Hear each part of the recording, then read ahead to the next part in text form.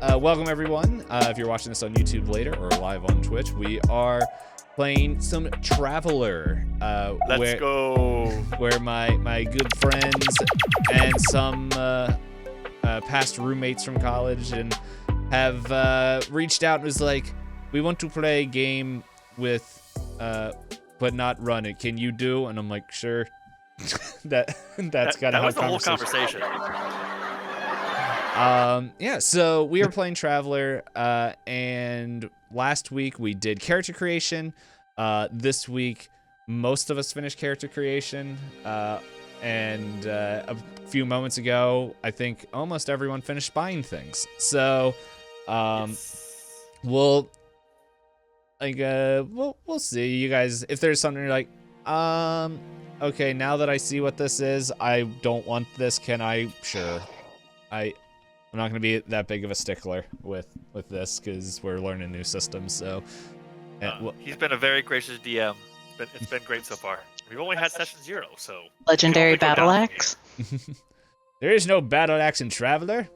It's a cyber axe. It's a cyber. Hold on, I'm looking that up. That sounds cool. It probably is in the bigger guns, bigger armor, bigger death expansion. That's not what it's called. I think it's like. Dang it. Armory 2.0 or something like that. Yeah. Okay. If Traveler ends up being something that I put my main repertoire of playing, I may do it. I'd say initially one of the things I really loved about Traveler that I thought was cool is that when your character takes damage, is your character actually has visible in-game effects. Because in D&D, if you have 100 health or 1 health, it doesn't matter. You have the same level of strength. Yes. But in Traveler, if you take a lot of damage, in combat, it's more realistic. It starts chipping away from your strength and everything. Yeah, you're less effective and all that. And I thought, man, that's a really cool and more, I think, immersive combat system than D&D. D&D being more of a power fantasy, which I'm all for also. But anyways, didn't mean to derail you. I just thought that it's all good. Cool. I have to hold myself because it's I will derail myself and just go into Call of Cthulhu because that's my bread and butter. But it's speaking of which, I would love to do a Call of Cthulhu game. Yeah, I do. Join us on Thursday. Well, Thursday I run Pathfinder, so where we're doing Season of Ghosts, which oh, cool. Yeah, we. Speaking of which, I'd love to do a Pathfinder game. Join us on Thursday. Sorry. I have a 32 player Pathfinder. You know what's really fun? Just a little bit walk down memory lane. So, Chris here is the one that introduced me to D&D. I think we said this last week, 4th edition. But I remember because I think at that time, I don't think 5th edition came out yet, or it was still new and expensive for college students. It was not out yet. It wasn't out yet? I think it was beta testing at most. But I remember you were yeah, 4th edition's cool and all that, but it's man, have you heard of Pathfinder? And me being in my infancy of TTRPGs was I just want to play the game you showed me because this is still new, this whole world to me. And I remember sitting there and you were but you can ride a mammoth. And I'm okay. that would be Chris's selling point. Yeah, that absolutely would be a Chris selling point. That's on track. That follows the lore. Yeah. So to be fair, there could be another timeline where Pathfinder is what I learned to play, starting off, and not 4E, and then finding out. I don't know. I probably would have had the same amount of player base to choose from until recently. But no, it's from there, from 4th edition, I did a lot of 5th edition, and then I got a bunch of junk behind me. One that still cracks me up that I bought at PAX Unplugged. Raccoon Sky Pirates. You are a bunch of raccoons scouring the neighborhood trying to steal trash to build an airship and steal all the trash. Okay. I would love to play that sometime. So on Thursday nights, as Chris would say. I need to join us on Thursday. I would need to find a way to import it into something or find out if they have a digital version somewhere. Yeah. But I always like, since you guys are new to the more like streaming side of it, I always like to ask people just a fun question, especially if there's like people who aren't used to not used to, but like if you're new to the channel, like that way people can learn a little bit about who you guys are and everything. And so I like to think of a fun question, Okay. which we're playing sci-fi. I know you guys are all big, or I should say all or the majority of you are fans of Mass Effect, but There's at least 2 of us here who are. mhm.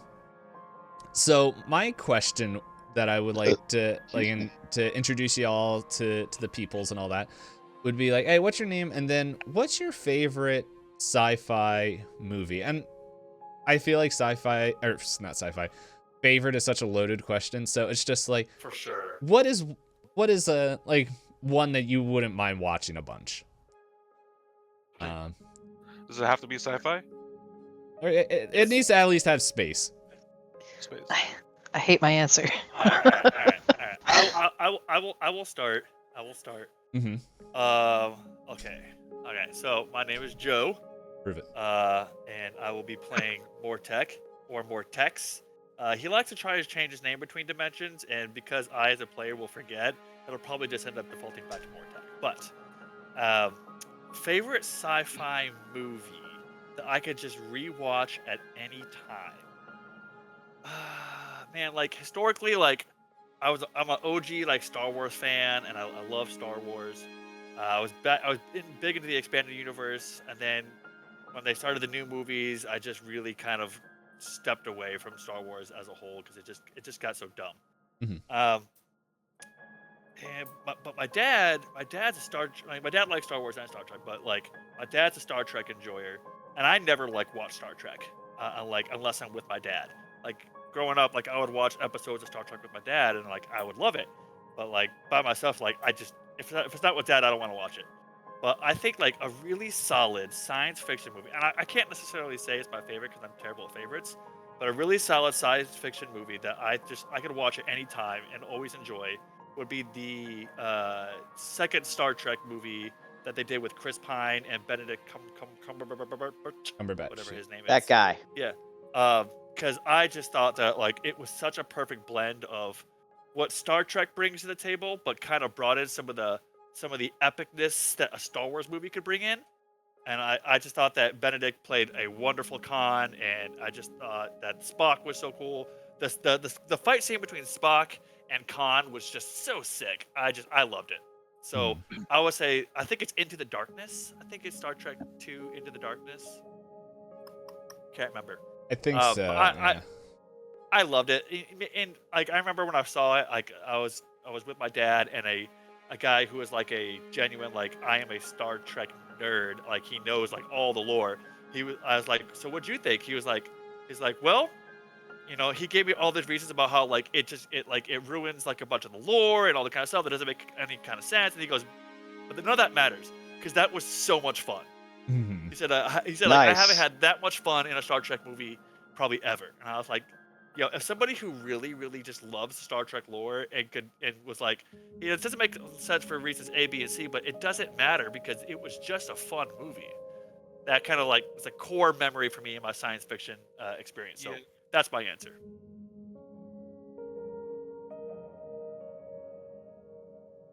Who would like to go next? I bet I know which one Holly's gonna say. Well, it sounds like someone got voluntold. Holly, you're next.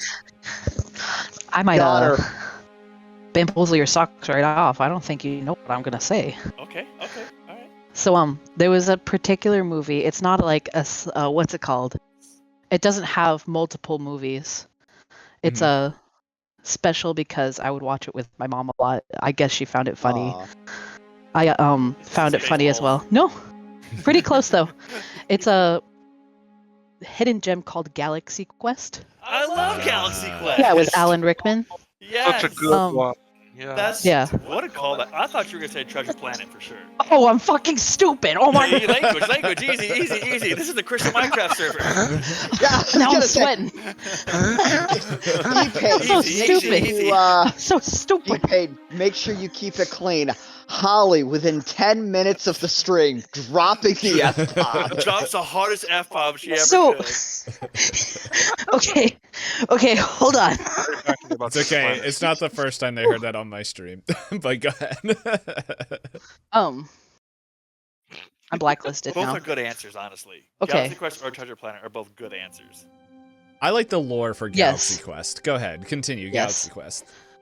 Galaxy Quest because it's nostalgic with my mom.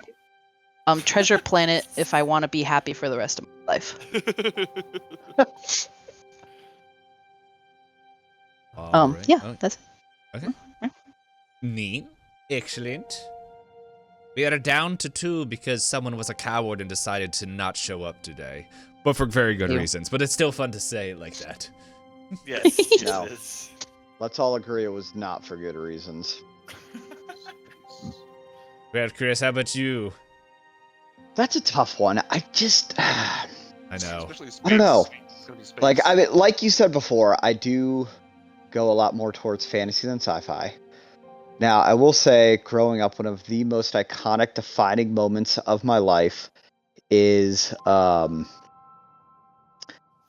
when my brother had his friend over playing Halo 1 Ooh. back in 2001, 2002, Sounds and when the about right. flood first showed up. Like, Wow, spoilers. I still remember. Like, Yes. I think anybody who's ever played Halo has that moment of the yeah, flood arrived, because like you just not Yeah. expecting. You're fighting your atypical aliens with ships that are almost resemble flying saucers sometimes, and then all of a sudden it's like the flood. oh man, so good. I mean, and there's other like good science fiction stuff. Actually, making my traveler character really like was getting like me a lot more reinterested in science fiction. So I'm Chris. So me, D-Pain, Buddha, and Joe are college roommates. Me and Joe have known each other for almost 25 years. Probably Going over way at this back. point. Close. Yeah, it's pretty close. I 11 or think we 12, met when like we were that, it's 11, close. and we met when we were 11, and we're like, what? I'm 300? 23. I'm 23. Yeah. You're 24. So that's 25 years, right? Yes. Please, I don't want to be 23 or 24 again. No. Okay. Okay, so if I had to watch some sci-fi, I do feel like getting into. Okay, if we're saying there has to be space travel, I'm gonna totally cheat. Transformers, all the way. There is Oh, that space counts. travel. No, that's sci-fi. Yeah, That counts. What a Transformers. good Go. answer. Are you saying Yeah. Transformers as a series, or the first Transformers, or a different Transformer? The Michael Bay Transformers or the one where they... That's a spoiler for a movie from the 80s, but... Hey, did y'all see the Transformers the Transformers they put out last year? Golly, that was. Oh, the Oh, animated. no, it wasn't last year. Oh, It was I think it was the year before Transformers at this 1? point. Or... Dude, that Yes. was such a good movie. I heard And it That was they so just, good. It's just terrible marketing is why it wasn't like more of a success. It was such a good movie. It was You know such what, a good Chris? movie. That's fair. That's good. It has space. Yeah. Yeah. No, Yeah, I respect like that. GG's, like that's a good one. That's great. That's good. That's a good pick. Did Optimus die in that one too? Oh, sorry. He always dies. He Not always comes yet. back. Not yet. No, literally no, brought back with like fan power. Oh yeah, they were like Rodimus Prime. Yeah, he's really not it. We really don't like it. Numbers are way down. It's basically like Yeah. what happened with Goku. Goku was supposed to be gone forever, and Gohan was supposed to be the guy. There you go. Gohan was supposed to be the guy, and Then then he got educated. fans were like, "Hey, Toriyami, if you don't bring him back, we will literally kill you." And that's not even Yeah. a joke. Like that actually happened. And then he died. Tragically. I don't know if that's the Gone- full timeline, but he ain't around no Certainly more. not. No, there's a lot of space in between there. As I like to say about some things, he tapped out on life. But anyway, are you? Is there more on No, that's it. Okay, just making sure. I didn't want to cut you off. All right, but Nope. what you got back there? I'm Buddha, or Noel is my government name. I hate it when he says that. What's your Christian name? Christian and Korean name would be Chan, and then Ooh, there's some lore there. Hey, and, I can tell you my Chinese name.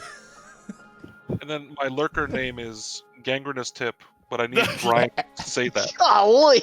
You didn't have to say that on stream. Nobody cared That's until you said it. So Does here that we top are, what I said? literally Just on wondering. a Christian stream, and you're dropping that. Well, if Holly drops the F-bomb, I feel like maybe there is space here now. We're literally in That's- space. Yeah, am I cool Holly now? we're Am I talking cool? about. This is now a safe space for me.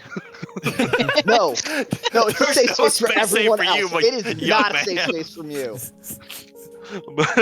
but I think space related. I have a lot of space related books, but movie wise, Yeah, movie was difficult. Like Don't game or worry. books, it was easier. We'll get into books. I'm planning on going around the horn for all the media. So Nice. Movie wise, I guess that I could keep watching over and over would be Interstellar. That's really was the Ooh, reason. good call. Solid. Good call out. It was Quality film. time travel, gravity, and messing with your kid. Yeah. real family values. Family values. I remember Just the yelling first. at your kid. No, Merv, no. That's spoilers, by the way. Yeah, well, joking about spoilers earlier. I haven't played Halo, so. What? Yeah. Really? How old are you? In my upper Don't answer 30s. that question. You, at this point, it is your failure as a man. So I didn't have Xbox growing up. I was a Sony boy, Yeah. and Yeah, and then sorry.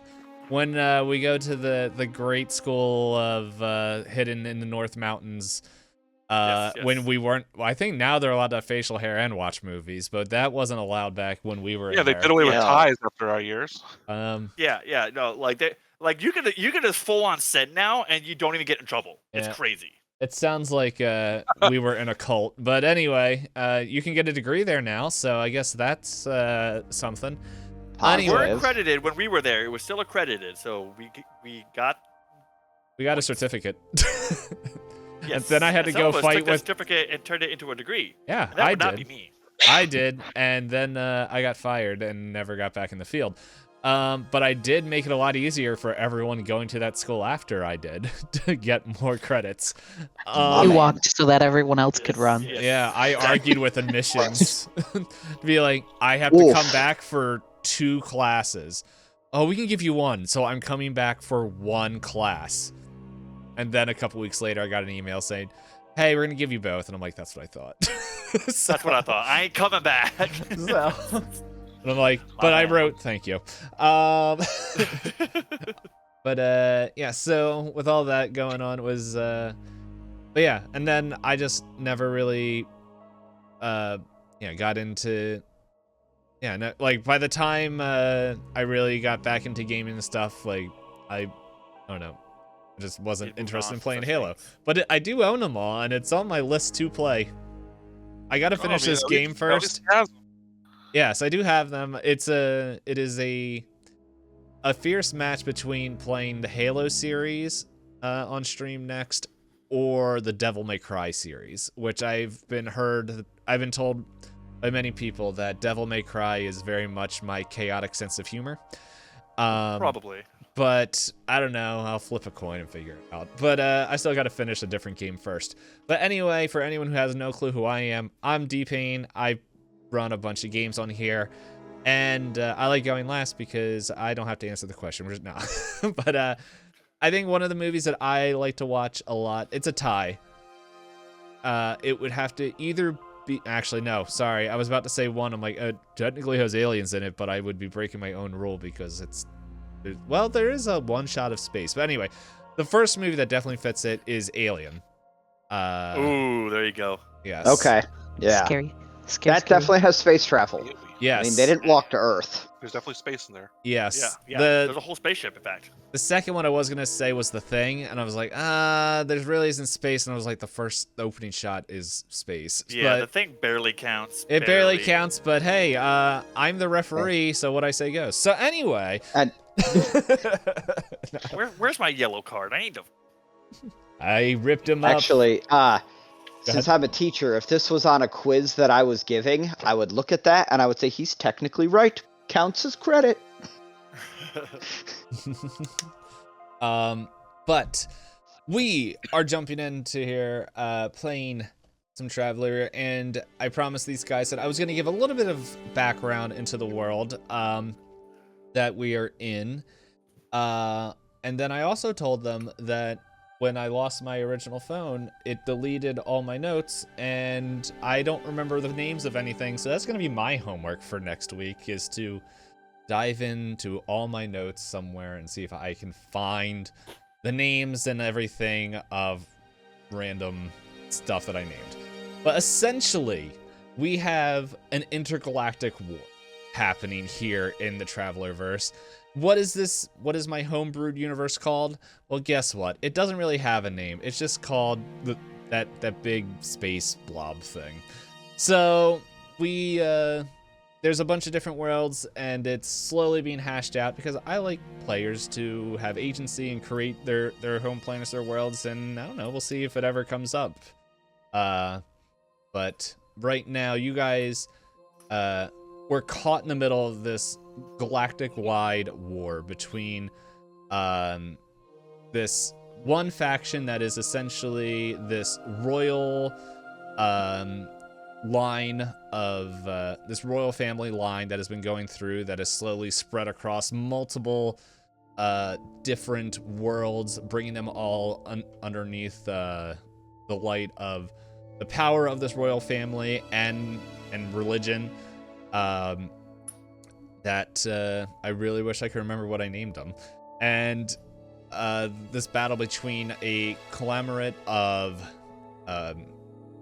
corporations and stuff that also have spread across planets and been thriving under the technological advancements and mining and everything else.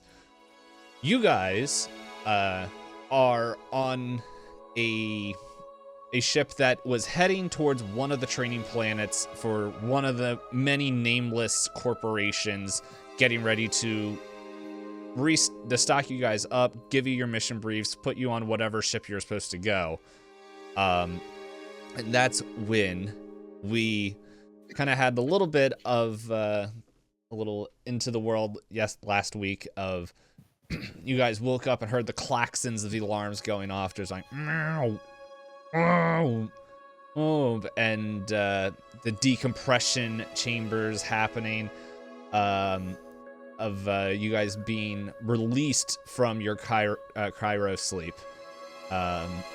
And what is strange is that there's no one there to say hello, to introduce you guys, to let you know what's going on. And so, real briefly, I guess in the same kind of circle that we just went in, if you guys could give like a quick, brief explanation of what the rest of character creation looked like for you guys, like maybe if there's like a few things that you think your character stands out in, and then maybe where pretty much you're mustering out where you ended like your rank and all that stuff with your with all your career stuff before becoming a traveler, pretty much. So Joe, I believe you went first, so would you like to start off? Yep. All right. So Mortek Colin, aka Mortex, he's a former military man. He grew up poor, and the military was kind of his only option, and he went in to the army and did pretty well for himself.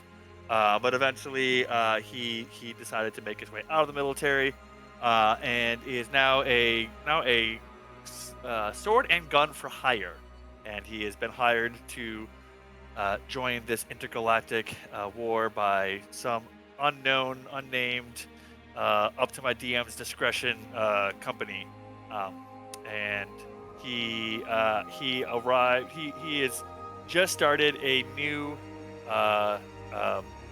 gun for hire business with Maria, called M&M. Mortek and Maria Mercenaries. M&M. And I believe you I believe answer I'm the next. question next. Yes. How many Okay, F-bombs can you drop in this one? No. Ooh, I got this handled. No, I'm just messing. You're gonna have to make that thing where it detects me saying the F-bomb and it just bleeps me out. Beep. Yeah. Um. Add that to my soundboard.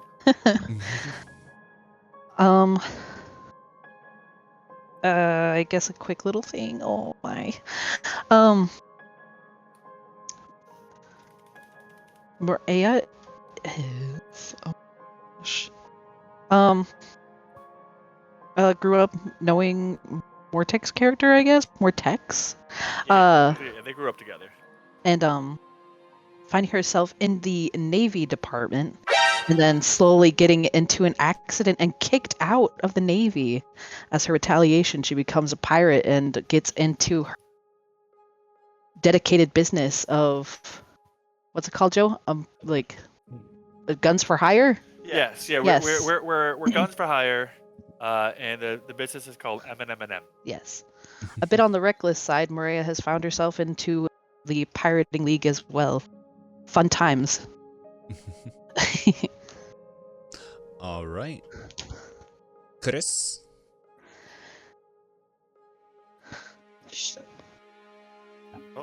Oh.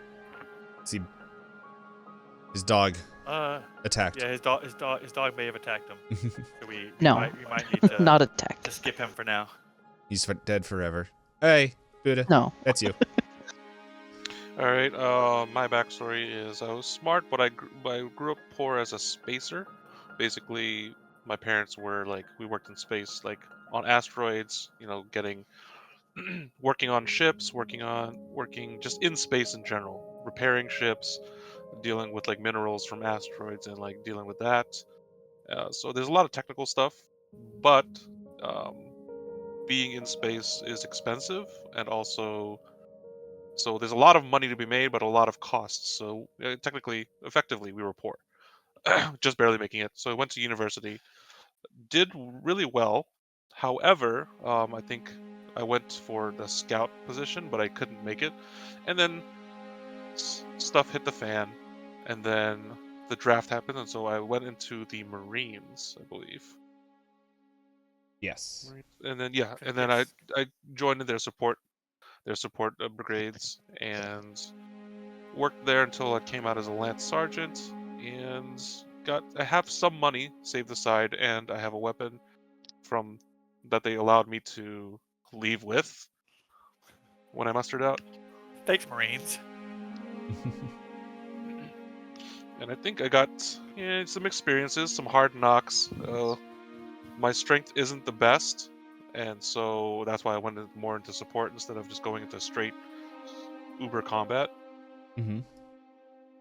But basically, I'm just out. I have some cash from being in the Marines and not spending money. So here I is.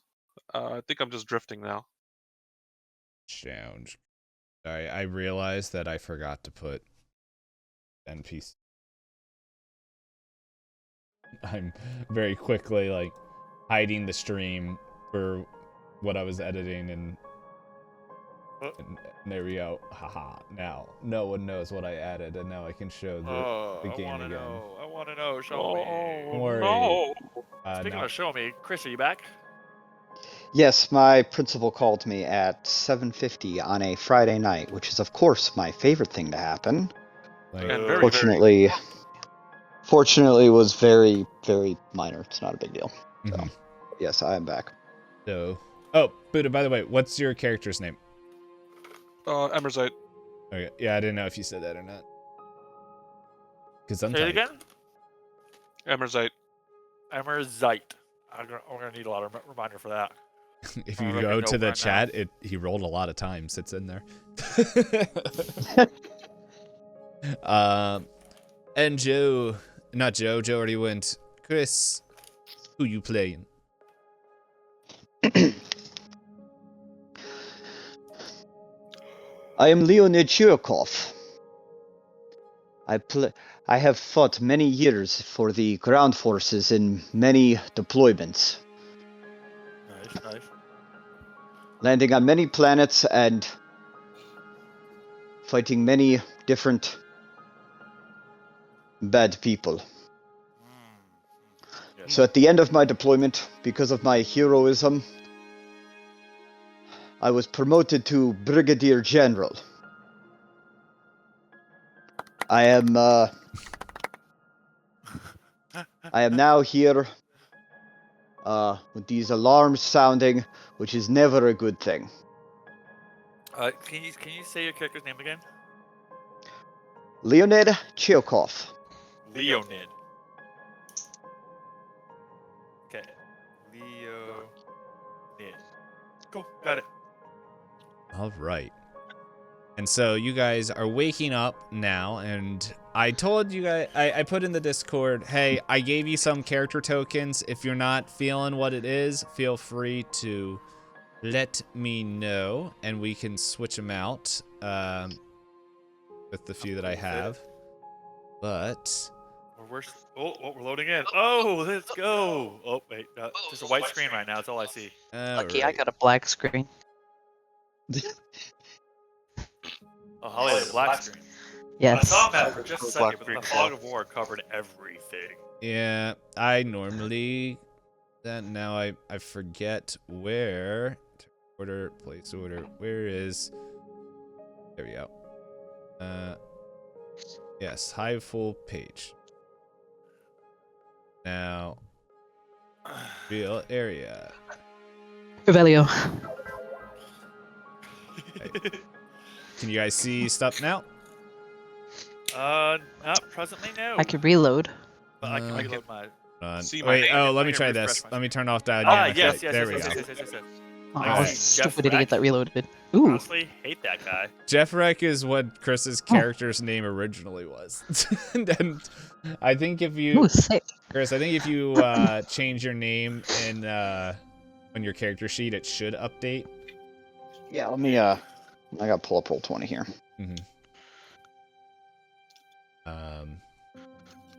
Yes. So hopefully all those tokens are close to something that you would like your character to represent. I feel represented. And you guys should have control of them. Now, 4 of you guys wake up, and you notice a 5th person that's still a little bit groggy in the corner. Yeah, a woman who, well, we can see her name, but yeah, that's Bryant's character, who is still feeling the effects of the Cairo. Wake up! Wake up!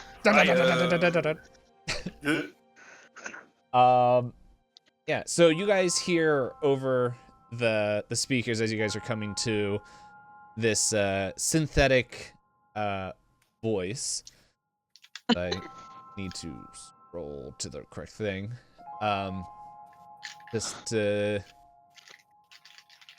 Just like, welcome, travelers. Sorry for waking you up early. But we need all hands to help. I am Ansa, the ship's AI.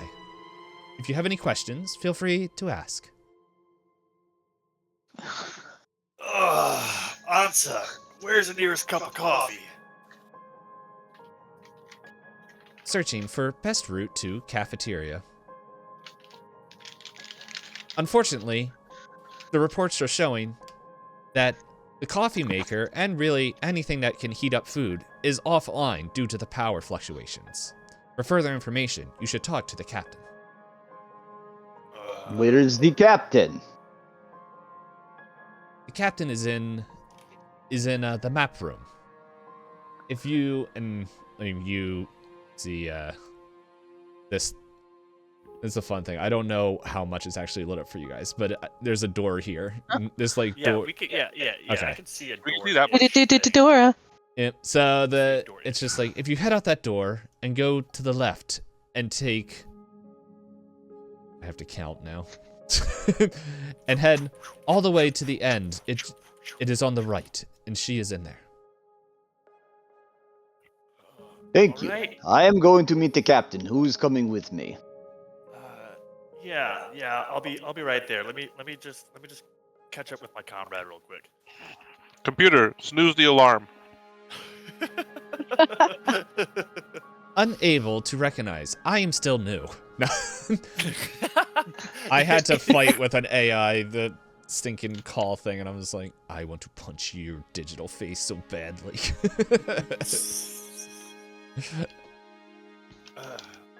But yeah. Rhea, Oh, go ahead.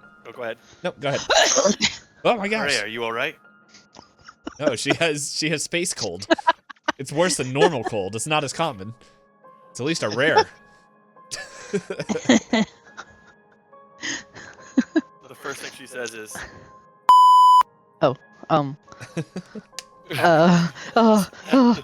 stage fright. Shaking in my boots. Okay. Oh gosh, I think this cryo tube was stale. I don't know.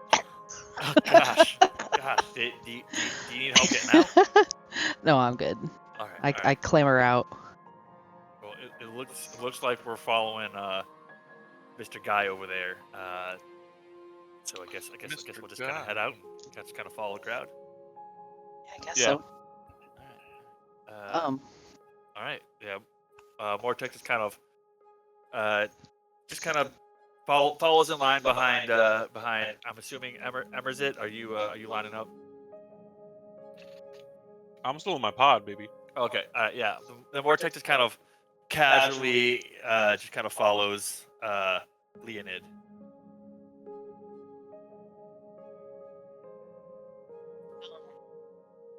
And as you guys are like kind of coming to, you guys can see that there's like alarms and everything going on as these like red lights are cycling through. I don't know how to make animations on Roll20, and but like there's kind of like in Star Trek when they would have like the lights on the side of the wall kind of like blaring and all that. There's like what? Like red alert? Yeah. Just like we're on alert. Yeah, exactly. Flash and sound. So there's like those lights are just kind of flashing along the side, and things are still a little bit dim. And you know what? Let's get a little bit different music here that can maybe fit. That's the only sci-fi sounding thing I have. So let's see. We'll go with this.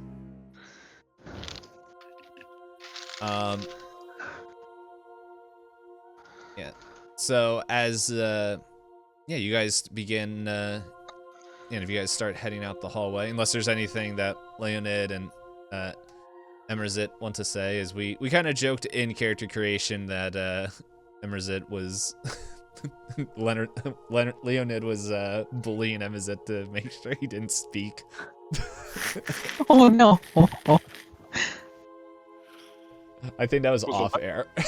It was, Question for the DM: Do we have all our gear? Like, were we Yes. in the tube, like with our gun and stuff? Yeah, Okay. all your gear's there. Like it's pretty much like a side like pocket in there that was kind of that way in case like space turbulence or whatever was happening, or if there was an attack, you weren't like sitting there, and if you had like a gun discharge while you were in your pod, and you're like, oh well, they're dead. So Okay. Oh golly. yeah, so it's like on like kind of like a side kind of carry-on pocket thing of your Cairo tube. And Okay. Would we know that this siren to be like this is a malfunctioning error, or we're under attack kind of siren? Like what? It is a malfunction error. Like Malfunction, okay. yeah, because it's Like a mechanical issue, not Yeah. like we're being boarded and it's time to get funky. yeah, I would say between the collective military experience that you guys all have here, you can tell this is not you're being boarded, you guys are being attacked. Okay, cool. This is a mechanical issue, and apparently if they're waking you guys up, it is a severe one as well. Okay, so we are in danger, but not from gunfire. Okay, cool. All right. So yeah, Vortex, he gets his gear. You know, he puts on his sword and he puts on his gun and all that. He's obviously not holding it out, but he's ready to go. And he gestures to Maria and is like, all right, let's stack up. And he waits at the table and he looks to Leonid and says, sorry, I didn't catch your name. The name is Mortex, and Mortex puts out a hand. I grasp it. It is good to meet you. I am General Trikov. General. Yes, that where was did what I was before I left the Marines for Marines? what may have been a maybe better life. I don't know yet. But Understood. given the noises, I highly doubt it. Sounds like you probably outrank most of us here. Would you mind taking charge here? Well, I'll follow your commands. I'm ex-military myself. Army mate. Oh, 34th Division. that is wonderful. I mean, that is almost wonderful. I wish you were Marines, but Yeah, I was too poor for the Marines. Sorry. well, No, I just an Army recruiter got to me first. That's all. I would have loved to have been a Marine. the Marines would have loved to have you. You seem to be a solid man. Clap your shoulder. Let us go to the captain. We must hurry. Vortek definitely stumbles. He's still a little cold from the cryo. Like, oh, jeez, man. I guess cryo sleep is more lingering effects than I thought. Yeah, I would say you get used to it, but the truth is you do not. Noted. Yeah, I'm good to go. Right. Emersite's pretty much. I mean, we've already established that Leonid was the guy in charge, right? Yes. So From those two my- characters. Yeah. You two characters know about it. We don't. So yeah, Emersite's just gonna follow Leonid's lead. Cool. Grab this gear, kind of fell in behind him. It is No good to words. see you again, comrade. Should we wake up the mystery girl, or probably best just to let her sleep? I guess. Is anybody here a medical professional? Does anyone have medic? I don't. No. I think the person who does is Lyra. Okay. R.I.P. I guess we just let her snooze. I don't know. Like we should get shake going. her a little bit, It's see what's going it's on. odd that the AI called us and not the captain. So I am a little concerned. The AI, An says, "Well, don't worry. The ship doctor will come to check out the unawoken passenger." Okay. Understood. Thank you, Ansa. Also, do you just always listen in? Yes, I hear Like- everything. Oh, Anza, can you snooze the alarm? No, Dang it. it's not. The alarm is not for sleeping. It is to be aware. okay. All right. I am aware. Are you? Not sure that I love you listening to everything I do. But all right. It is normal for AI. Not comfortable, but it is normal. No. I only listen to help. Right. Mortex squints around, like trying to find, like as if he could find the source of the AI just by squinting and looking around. Emersite's lit. You can hear the speakers and all that. There's speakers on the wall that it's clearly Yeah. marked and not clearly marked, but it's quick speak, looking around and Yeah. Audioly, he knows where the sound is coming Yeah. from, but he's almost like he's trying to look for the AI to keep an eye on it. Mhm. AI is a very good listener. Conversationalist, not so much. Yeah. All right. Let's get off the store. Let's go. On your mark, or on your call, Leonid. Well, let us hurry. I'm gonna Do you, General? start moving in the indicated direction from the AI. So, get to the door, then let's see. Oh, yeah, Chris, are you able to move your token? If not, I can help you out there. Let me check. I notoriously can't. Let's see. Holly and I should be pretty free moving. Buddha's Oh, usually yep, pretty I can. good. Okay, cool. Yep. There Alright. you go. So this, yeah, there's the door. Yeah. Yeah, I don't have walls set up, so you guys can float through the walls if you're not careful. Yay! Free me. All right. So you guys should be able to see this whole hallway. Yep. Yeah, and it's like it's almost the same things where it's, like I guess when I'm saying like the alarms are going off, it's not like a constant like I think it was more like shocking when you guys were waking up out of Cairo sleep to have that happen. Yeah. But it's more like it's now like as you guys are getting used to it, it's more like this subtle kind of like just like it's not like blaring, it's just like this kind of more subtle kind of sound kind of happening in the background now. Just if the flashing lights weren't a big enough reminder, it's just like this noise. Well, they are a big enough reminder. All right. Yeah, so she said it's you want to go all the way down the hallway and it'll be the last door on the right. Sorry, I just have to wait for a second. Did I miss anything? Last door on the right, in general. Just that there wasn't like giant alarms. Okay, It's, cool. yeah, it's the noise that you guys are hearing. It's more like a dull kind of sound. Gotcha. So Go way down.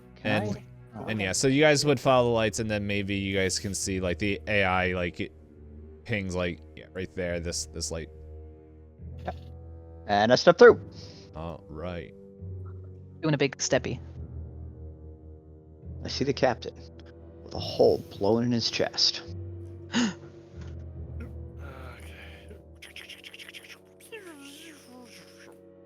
That was the sound of Mortek and Maria flying down the. Is it a dogi? Also, for some reason on my screen, all the colors are like inverted. So like. They are. Yeah, but that's not on Holly's screen. On Holly's screen, everything looks normal, but my colors are all inverted. And it must be some kind of weird setting I have. I don't know. Don't worry about it. It's all good. Yeah, don't worry about it.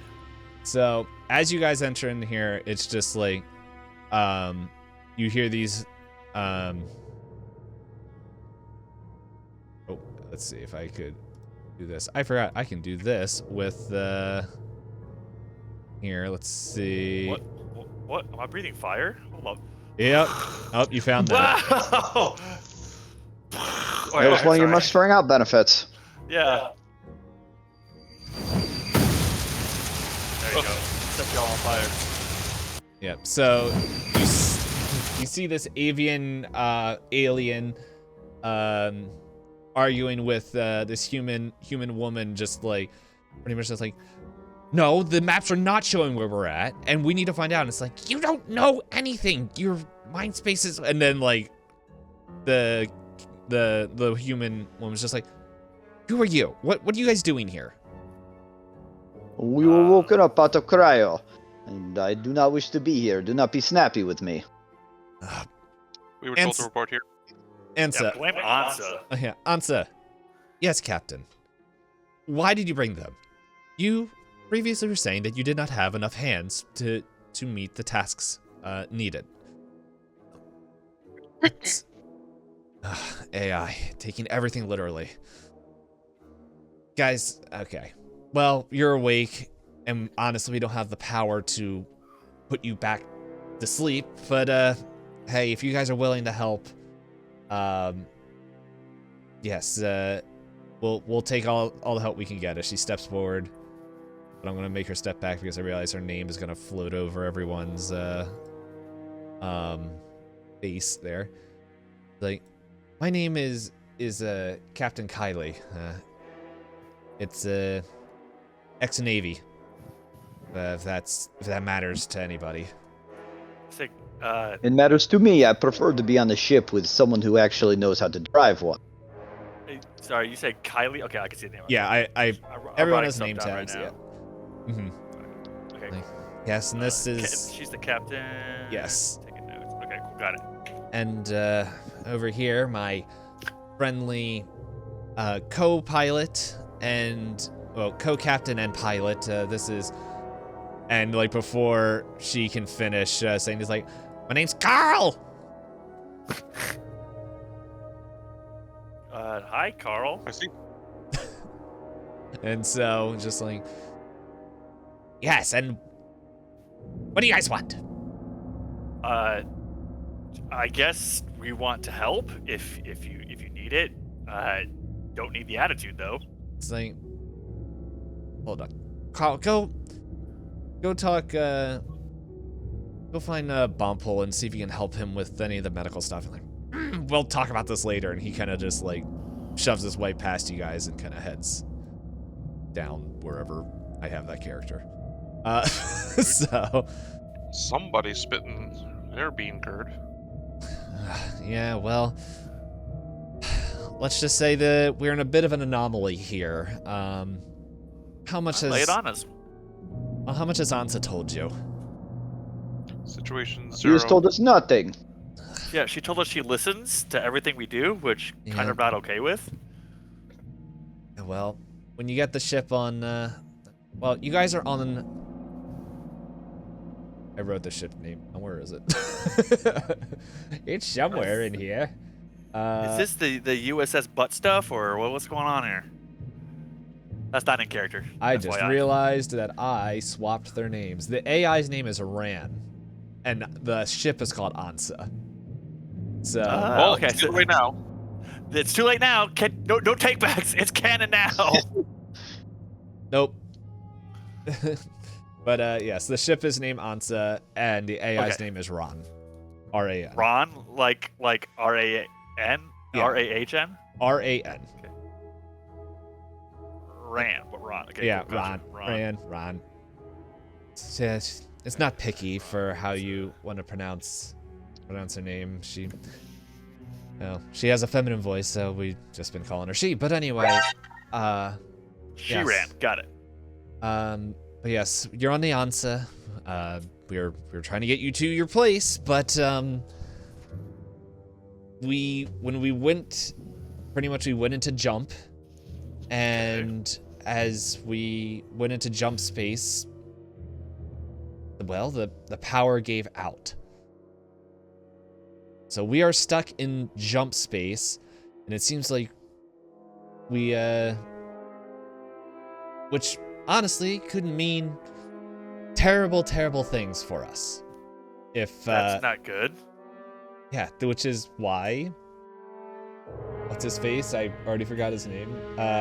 Carl is the way he is because he's the Okay. one that put in the mathematics. He's very good at this, and for some reason, this is the first time this ever happened. So we're trying to find out. The engines are dead. None of the electronics, everything is apparently exploding. Sorry, I'll stop. I You're- was doing a little bit, and then Buddha started going crazy, and then I went back. I will stop. You're I will fine. stop. I'm just playing off what you guys were doing. Okay. It doesn't bother me. But yeah, it's just hello, boy.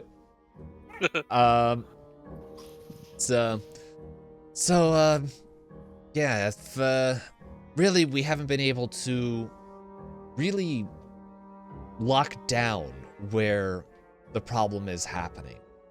Okay. If you guys want to, like, honestly, we have some of the crew members looking up, and honestly, that Ron woke up a different couple of guests earlier, and they're don't really know what they're doing, but they're on the ship doing something. So, I'm just trying to see. The big problem is that we're locked out of the bridge, which is Okay. another. That is a big problem. Yes. Yeah. Okay. Quick question. The bridge is okay, and I don't want to sound like an idiot. Isn't the bridge where you, I don't know, pilot this thing? Yeah. So why was the pilot locked out? Did he just leave his keys in the bridge? Is that what happened?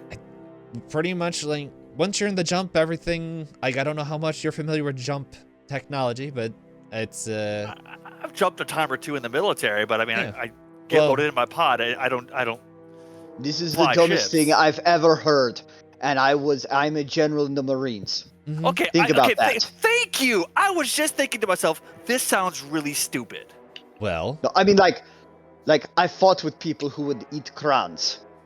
Right. And this is the dumbest thing I've ever heard. I've eaten a few crayons in my time, and this is dumb. I mean no disrespect, Captain. I'm sorry, but it just like I just mean the confused. disrespect. This is stupid.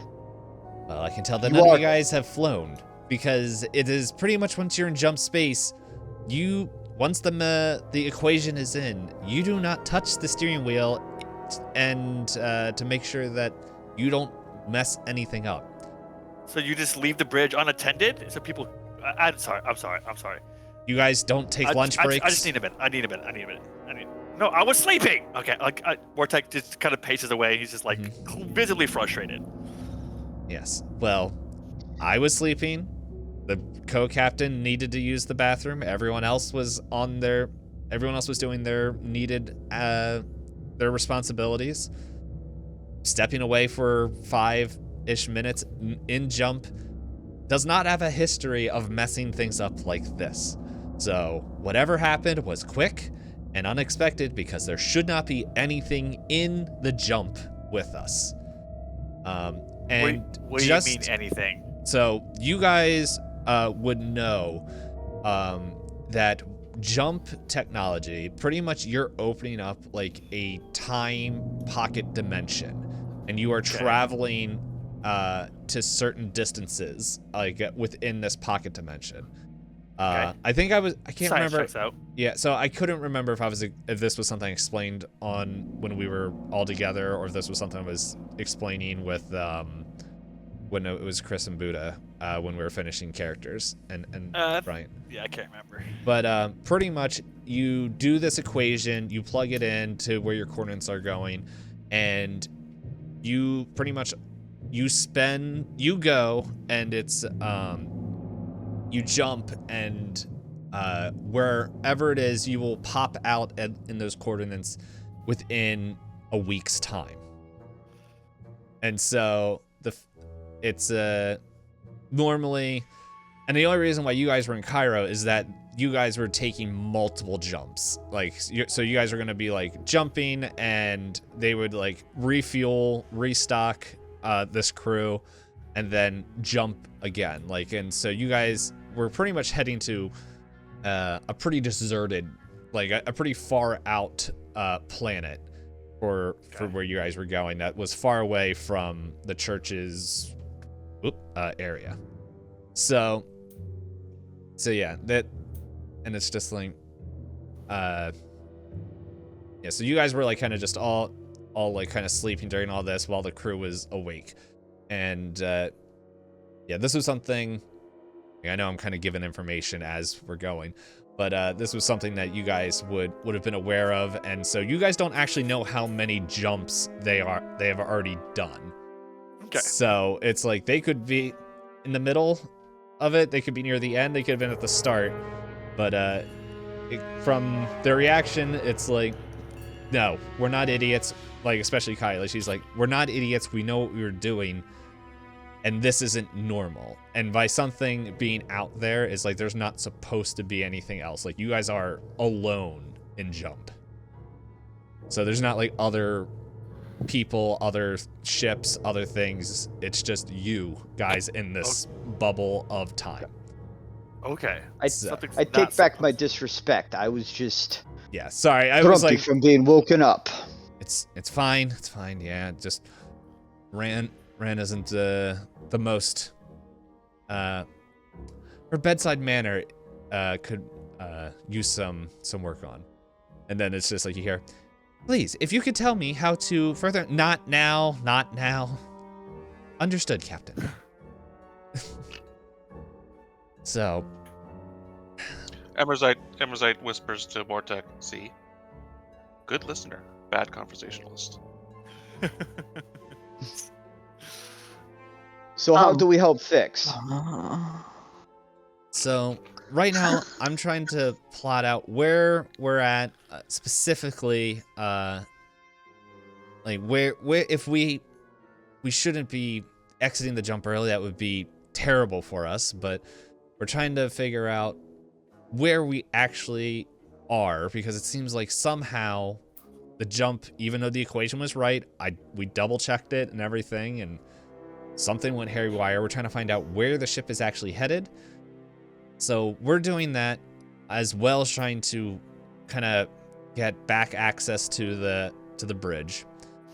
But I know my crew, they're kind of all out looking, kind of just checking the structure of the ship, checking other things, and there's another guy and his buddy just, well, they're out. They're doing something. I really haven't had the chance to go. Yeah, I haven't had the chance. You're fine. It's like I haven't had a chance to really go in and dig in through all that. So if you guys want to just go around and see and ask the crew members if there's anything you can help with or what's going on, and if anything seems weird, bring it back to me if you can't fix it, and we'll find a solution together. Right now, I kind of have my hands full with dealing with Carl and just trying to get into the bridge. Okay. All right. So Yeah, I think we can help. Maria, do you have any ideas? You've been around a ship or two. Few. There's no chance that someone could like compromise this ship. Like, is there any altercations that would make someone Yeah, I don't want to say take over the brig? foul play, but T-Pain, have real you quick. considered foul play? I immediately think T-Pain, foul real play. quick. yes. What you're saying is the ship was in that pocket dimension. Are we like stopped in the pocket dimension, Yeah, or are we like we dropped out of it? No, you are still in the pocket dimension. Okay, so then that's not normal. Got it. Yes, that is not normal. You guys are stuck in there. Like, she didn't say like how long you guys have been stopped for. Well, once again, like, no one's really asked, but it's just like, but it's all good because I didn't give you the chance to do that. But but letting you guys know is like, because I think I remember mentioning this off when we finished character creation, everything kind of split up, that there's accounts and times of when people put in the equation wrong and they're not careful, like they could collide with other planets, other ships, other stars, black holes. Like, there's accounts of that, which is why Kylie and Carl are trying to figure out where they're actually headed. Or much worse, besides coming out and just wrecking, you guys could come out and everyone on the ship would age like 1,000,000 years and just turn to dust from going through jump space wrong. So That's not good. Yeah, so that is why Carl is stressed out, why Kylie's also stressed out, and like we'll just narrative wise we'll say, like, as you guys are kind of like coming to and like the Cairo fog is lifting, you guys are starting to like, oh yes, this isn't user error, there is something really wrong and really bad. Yeah, Emerzite says, well, statistically and probability-wise, this isn't supposed to happen. But I guess we're the exception right now. I wish we weren't. Yeah. Okay. All right. That does give you some more perspective. All right. Yeah. Well. Yeah. Okay. Sorry. Scoop. So I can't see. all we have to do, Leonid. we gotta do what we gotta do. I think Yeah. Emerzite just knows supplies and support, so he's gonna probably suggest to, gently to the general that we should check on supplies, see if we're still good to go, since we woke up out of cryo early. And Kylie's like, yeah, actually, hold up, and like she kind of she walks over to this console. It's like, we've been able to access this console briefly, and she starts like typing away on it a little bit, and it's like, okay, this might be able to help you guys a little bit. And the last thing in character creation that we didn't do is skill packages. Ooh. So if you guys have the copy, it's on page 50. But essentially, as a group, you guys get to choose a skill package, which is a collection of basic skills that you will often use while adventuring. And so this will at least ensure your group has basic, pretty much that you're competent in areas. So since Bryant isn't here, I'm okay. Like, you guys will have access to this. And maybe when he comes, like, either I can take a screenshot or you guys can all look at it and maybe discuss of which one you would want, and when he's here, you guys can split it up how you want. Okay, that sounds good. The other thing is that this is just how I like to run Traveler, is normally as you're going, you would have bonds with the different travelers and your different party members. And you guys would say like, oh, we went to school together, and Emirate helped Leonid like with trying to just think with animals or something like that. And so so you will have animals, I think it's animals 1 or animals 0. Like but normally you do that in character creation. I like to have that play out as we're going, as we learn the characters and do stuff. So you guys will get 1 for each character. Sweet. Very cool. Very cool. Yeah, so and it Very could cool, just Kanye. and it doesn't have to be something like I know Mortek and Mariah, they kind of have their kind of whole history thing. Emirate and Leonid, Emerson and Leonid have their kind of thing, but it could just be something as simple as when Mariah was on in the military, you and Emerson were like you were on the same ship together, and you guys both bonded over like Cheetos. Yeah, or like and or like heavy like gun combat or some sort of science, it's like one of you guys, not both of you, just whoever is activating that memory. So science. Yeah. So and it's I think I'll double check, but I think it's you get like a rank 1 in it, but it might be a ranked 0. But I will see if I can find that before we really dive into it. So just letting you guys know, but so there's the skill packages, and then that'll be your guys' homework between this now and next session to find out what skill package you want and how you guys want to split it up. So very cool. We need to take care of our puppy real quick. Yeah, so why don't we take a short break? Looking back at us. Yeah, It's so all Luffy looking back at you all like, hey, what about me? Yeah, so why don't we take a quick 5-10 minutes, and we'll come back? Yep. All right. So, Kylie kind of opens this up as you guys are able to, at some point, like you kind of just information packets for the ship, and just basic information, which I'm just going to translate as your service pack, whatever you guys choose, and it's like, oh yeah, I remember how to do blank, but we'll activate that next session. Yeah. That's cool. But yeah, so she's kind of giving you the free run of the ship. Now I know in 5e, I don't know if it was the same in your other game, but it is up to you guys if you want to stick together. If you guys want to pair off, go separately and explore the ship, we can definitely do that. It's just let me know what you guys are thinking. Like, this isn't necessarily a game that you only have a limited amount of space to explore this ship. It's only 1 deck, so so if you guys want to all travel together, you can. If you guys want to split up into 2, that is also acceptable. Just let me know what you guys are thinking, and I don't know if you guys want to step in the hallway away from Kylie and discuss stuff. Or if you have more questions for her. What would my character know? Just thinking of like different skills that I can use. Specifically, I'm thinking of things like I have level 2 vacuum suit.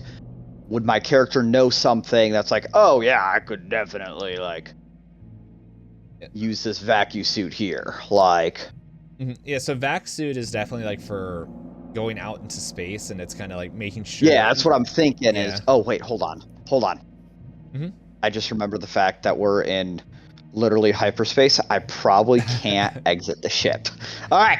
Yeah, it's all good. Loaded into the game. Yeah, so that would that would be something like I also wasn't thinking about that until you said it, and I probably would have been like, oh wait a second.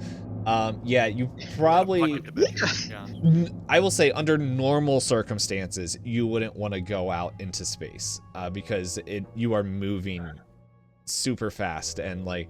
Yeah. And the bubble, there is like a literal bubble that goes around the ship that is protecting you while you jump. And Yeah. like you don't want that breaking prematurely. So most of the time people stay in the ship, but you don't see any sense of movement. But yeah, if you I don't know, if you wonder that out loud, like I think on the art page, so now I gotta go back to that. I can't remember. Like Leonid, I think in his training would be like, it wouldn't be his first knee-jerk reaction. Like, well, why don't I just go outside? Yeah. That's what I'm asking, because like especially just trying to role play through. Yeah. What does my character know versus what do I actually know? Mm-hmm. So. Yeah, no problem. Yeah, Holly actually had a question about her general ship knowledge, being in the Navy and all that. Indeed. Mm-hmm. Oh, I thought there was another question after that. No, it's the same question. Is like, okay, so like, from what she would know as a Navy personnel, like what are some things that might be like red flags for her about the ship, or some things that she would have basic understanding of, like how engines work, or how navigation is supposed to work, or how the chain of command should work, things like that. Mm-hmm. Well, I don't think chain of command, but I think the fact that what would definitely be a red flag is, because I don't know if you have, I think that would be an astrogation, or there might be, is there a jump skill? I'm trying to remember. Looking real quick. Oh, it might be in pilot, especially. Yeah. Oh, go ahead. Especially our viewers. I just want everyone to know. So getting a +1 or a +2 in a skill in Traveler, if you're not familiar, is like that's a big deal. Mm-hmm. Okay. Our boy who skipped town on us, Bryant, has a 4 in astronavigation. Oh my god! Whoa. Yeah. No, for real. Like. And she's unconscious? I go back to the cryotubes and I shake this character awake. They poop themselves. Wait. Their diapers full. Wait. I have an idea. Not the diaper. I have an idea. Okay. Hey guys. All right. So I'm gonna grab Maria real quick, and we're gonna head back to the cryo stuff. I forgot some of my gear, and I'd love to meet you guys. I guess we should start talking to the crew that's awake and checking things out. I don't want to say I'm suspecting foul play, but this, like, for something that's just not supposed to happen, generally, a human or an alien or whatever we say in this world, I don't know what's politically correct, has something to do with it. So we'll be right back. And Mortek kind of like pats Murray on the back and says, "Hey, come with me real quick." And Mortek is going to go back to the Cryotube? The cryotube, yes. And he whispers to Maria, "Hey, as quietly." Okay. Mortek's gonna try something. He whispers as quietly as he can into Maria's ear. Says, "Ran the AI, can you hear this?" Interesting. Okay. I just need you to watch the hall and make sure nobody sees what I'm about to do. Can you do that? I nod quietly. Okay. Mortek walks in. Are these guys actually here? Yeah. No, they're checking on Brian's character, but I did want to answer Mariah's like what she would know from her Navy real quick before we go in. Go ahead and finish that. Yeah. Also, by the way, I don't know if it's coming over everyone's, but I think, Joe, your mic is going over Holly's mic as well. I don't know if... Interesting. Yeah. It's like something.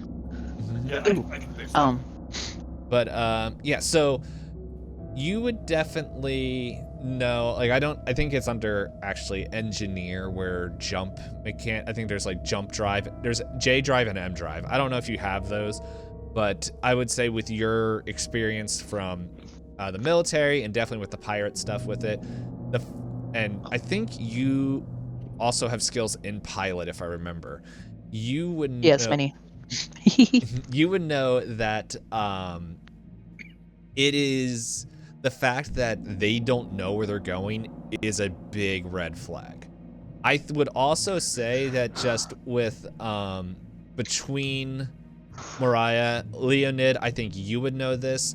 Emerzit, maybe also as well, and I think even Mortek, you as well. I think I think all you guys would clock in your minds that we are stuck in jump space, but the engines aren't working. Like they said they weren't getting power is another huge thing that's just like, what's going on? I found it. Okay. Yeah, so that would be something that would activate in like your guys' minds of just like, what the dump is this? Okay. So, but yeah, but to your knowledge, Rand did not answer. Okay. Don't you love it when the DM keeper anyone says it like that? Yes. All right, so yeah, Mortek goes in, and he's like, "Hey, Carl, we're all Kylie's dismissed us. She said you can head right back to her. I've had some military experience and some medical experience there, so I can look over Lyra while you two go sort out what Kylie needs from you." I don't think Carl was doing that though. Did you guys come over to the map? Carl's in here with Lyra. Yes, yeah. Mortek and Maria went. Yeah, I didn't. Here. Oh, I didn't know if Buddha saw that. If you guys came over. Sorry, what? I did not see that. That's fine. Yep, that's all good. Yeah, so I was like,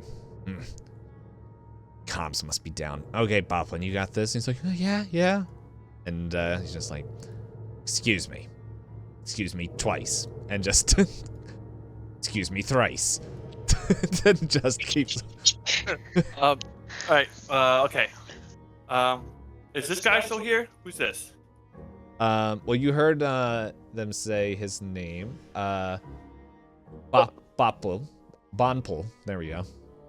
Oh, he was the medical guy. Yes, and he turns around. He's like, "Oh, hey, how are you doing? Is everything okay?" And he's just like, "I'm good. I'm just." Go ahead.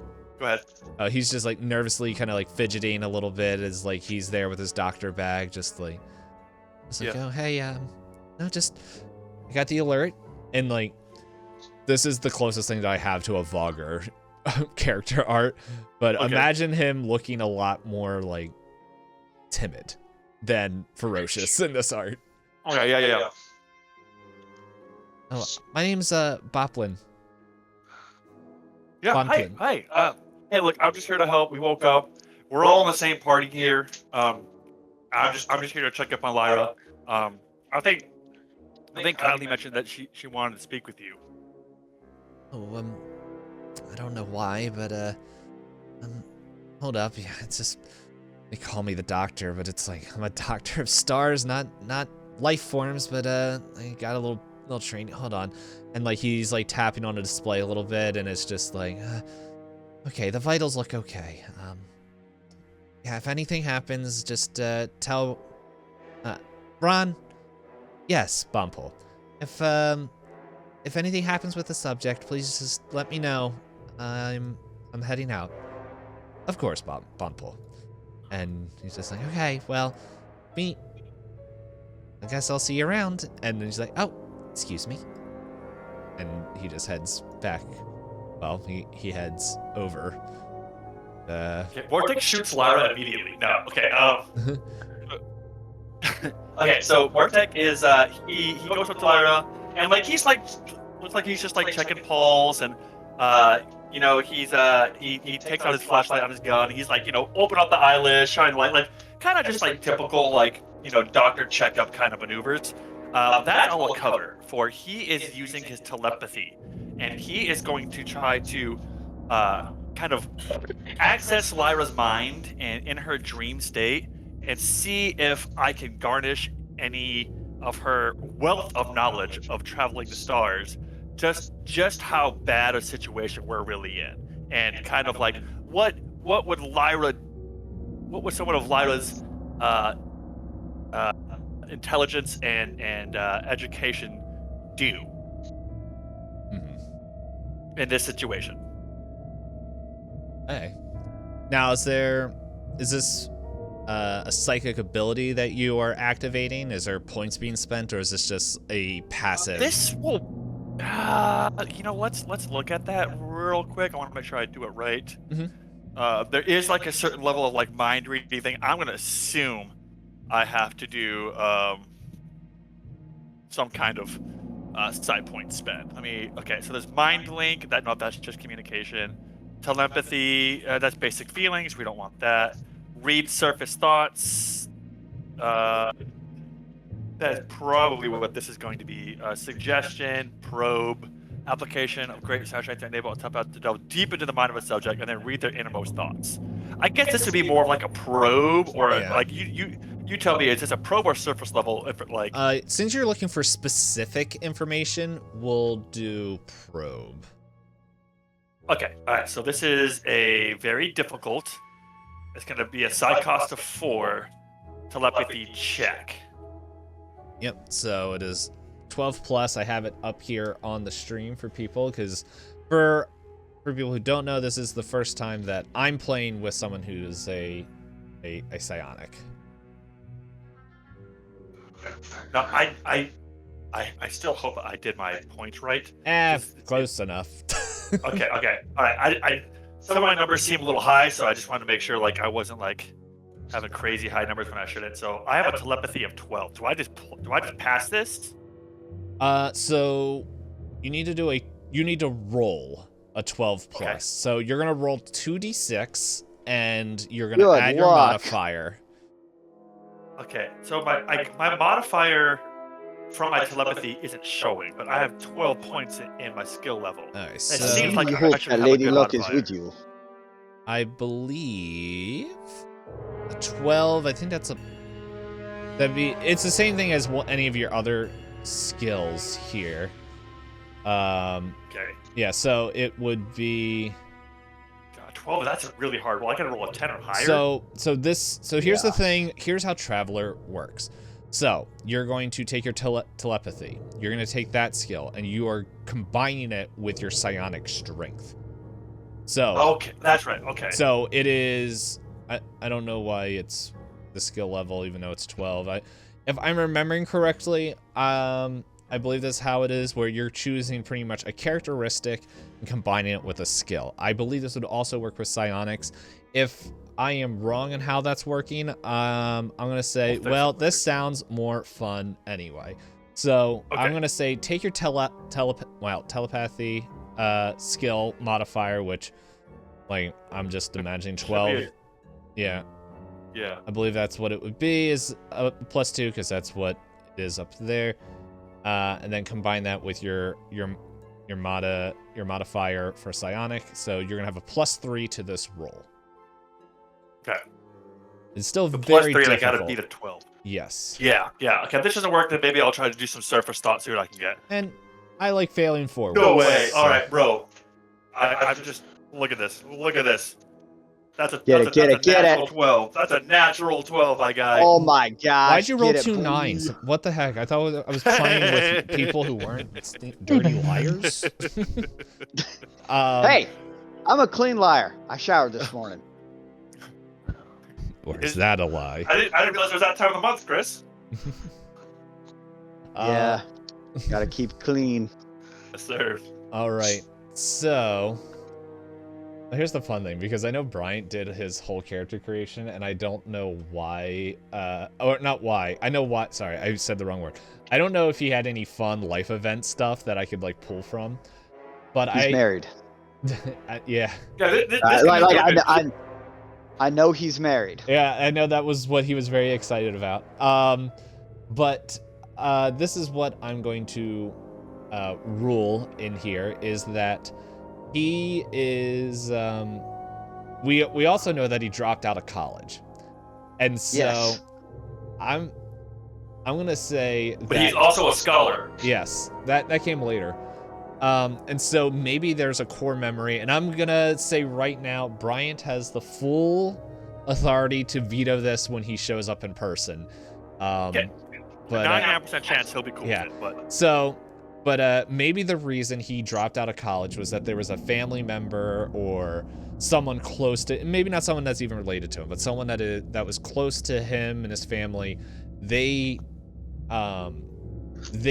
had an accident with a jump drive, and maybe it was right around the same time he came out of college, and it was something where something disrupted, and it's not like a carbon copy similar situation, but because of that is what kind of made him go.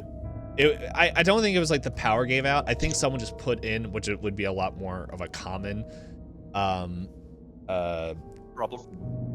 of, they just put the math in wrong, and that's why I think he's got the high astrogation and probably fueled some of that.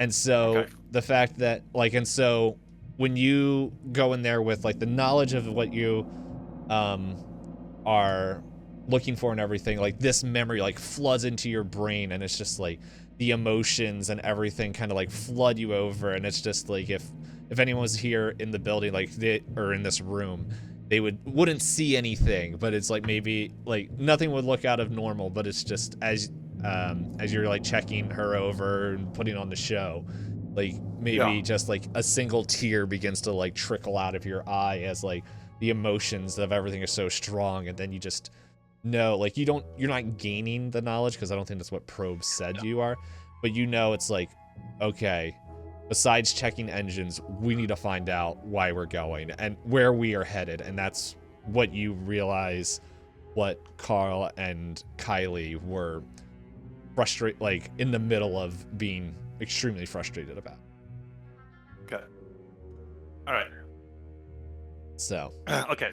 Yeah. All right, so Mortek, he's gonna make his way back to, after doing like a couple more like generic like signs of life, check up kind of medical stuff. He just kind of like tucks Lyra back in, wipes his tear a little bit, just kind of I'm not crying, and then he goes back to Morea, and again super quietly as he can, he just kind of whispers, "Is like, this is really, really bad. I feel like there's some kind of anomaly with the math that was put in here, or there could be some kind of foul play. I don't know, but on a scale of 1 to 10, this is probably like an 8 or a 9. The only reason why it's not as 10 is because we're not currently ducking from gunfire.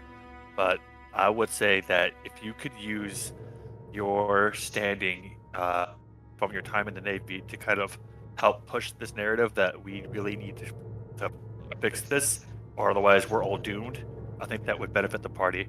And again, this is from your Navy experience and nothing that you got from me.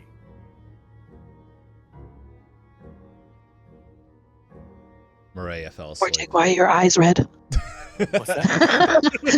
What was that? Why are your eyes so red? I was just thinking about Can I tell you later? Yeah, sure. Okay. All right. Anyways, so while I'm gonna go. go let's ahead. go back and ask the captain Okay. what we genuinely need to do next. I don't. We need to get this ball rolling. I don't think they know. All right. Well, That's let's pause my your guys real thought quick. with- Yeah, go ahead, Yep, Chris. yep, yep, thought with Leonid was he would be asking people, he'd be asking, who is there that he could ask for more detail, a mission debriefing. Yeah. Okay. So we're gonna rewind time a little bit. Carl and Bonpul haven't entered the room. So you guys are asking Kylie that. And yeah, so to be like,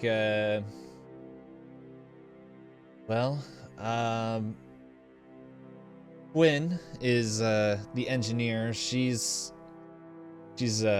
more stressed out than I and Carl and I are, if you can believe that.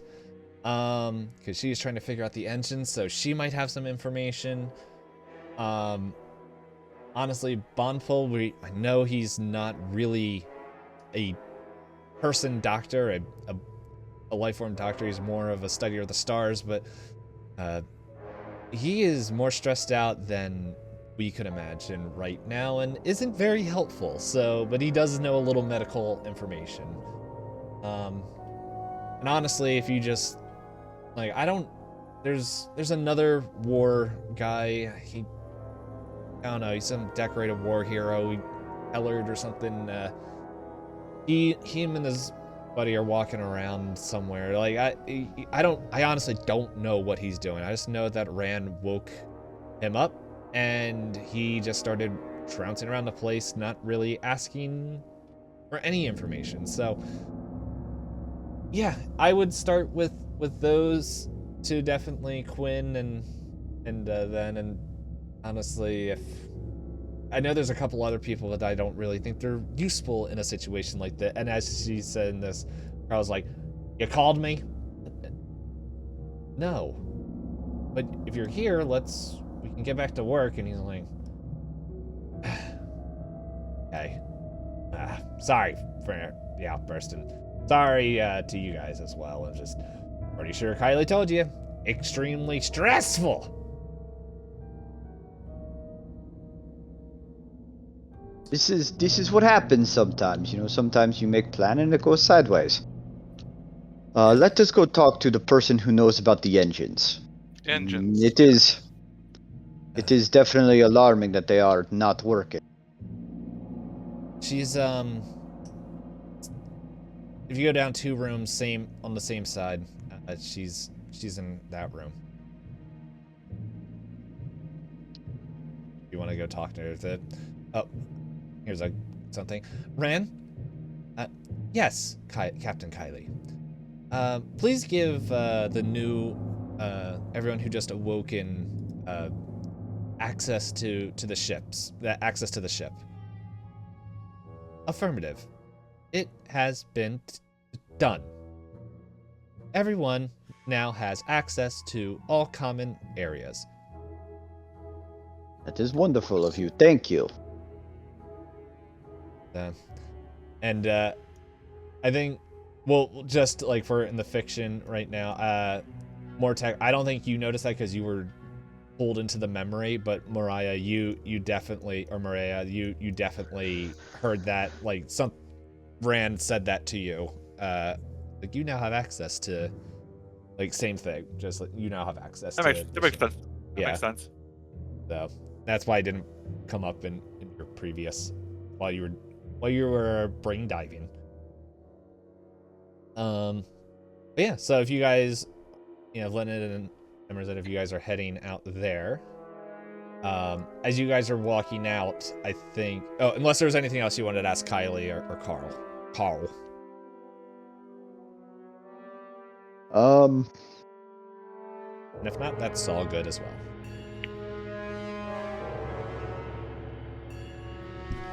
I can't think of anything I'd like to ask them. That is perfectly A-okay. Ask them who they voted for in the most recent election. Oh. I walk out. So as you guys walk out, you kind of bump into Bonpole, and he's like, "Oh, I'm so sorry. It's I didn't hurt you guys or anything. I'm quite clumsy." No, we are safe. Thank you for your continued ongoing work. I guess I'm the doctor on the ship at the moment, so if you need any help, I got band-aids, tongue depressants. That is very reassuring. I have been in many situations where I did not have that. Okay, well, apparently the captain wants me, so I'm just gonna squeeze on by, and like he kind of goes in there, and like as you guys step out, like, and she's like, "Captain, you need me? Why is everyone coming here?" And, like as the door closes. All right, so you guys are gonna go there. Give me 1 second. My headphones are dying, so I can't hear you. No. Now I can. Blah blah blah blah blah. blah. All Holly right. dropped a lot of F-bombs while you were gone. Ew. Yeah, for real. I won't fix it in post. My man. Aw. Right. So you guys are gonna go talk with Quinn. And yeah, if Mortek and Mariah, is it Mariah or Morea? Morea. It's a good Morea. question. Okay, just want to make sure I'm pronouncing it right because names are important. Yeah. So if you guys were heading back up to the captain's thing, we can say that you guys meet in the middle. If you guys zoom out and look at the map, I'll ping it. This is the one that she was talking about, where the engineer's office. Gotcha. Okay. Or Sick. I'll move you and Chris and Buddha over there for tokens. Unless Buddha, you wanted to stay in there for whatever reason. No, we're going to check out the engine, right? Yeah, well, The engineer. yes, the engineer. If you want to check out the engine, you can head over there on your own if you want. It seemed like Leonid wanted to talk with the engineer, if I'm correct. Yes, that is correct. Hey, well, here, you guys all meet in the hallway, and it's like, by the way, there's enough room for you guys to walk by each other. It's just tokens or be tokening. So, but if you guys want to just, I don't know, just give a quick,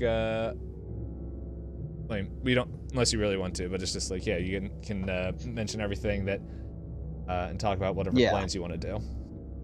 Yep. I see. Oh my. Obviously Leonid first, and I'm just like, I heard we had access to common areas of the ship. Where we headed to next? Yes, we do. We are going to speak to the engineer.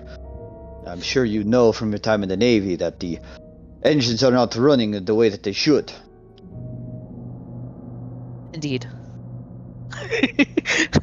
Let's see what this person has to say. And then, Emerzet, are you joining them, or did you want to go to the engine room itself? It's like wholly up to you.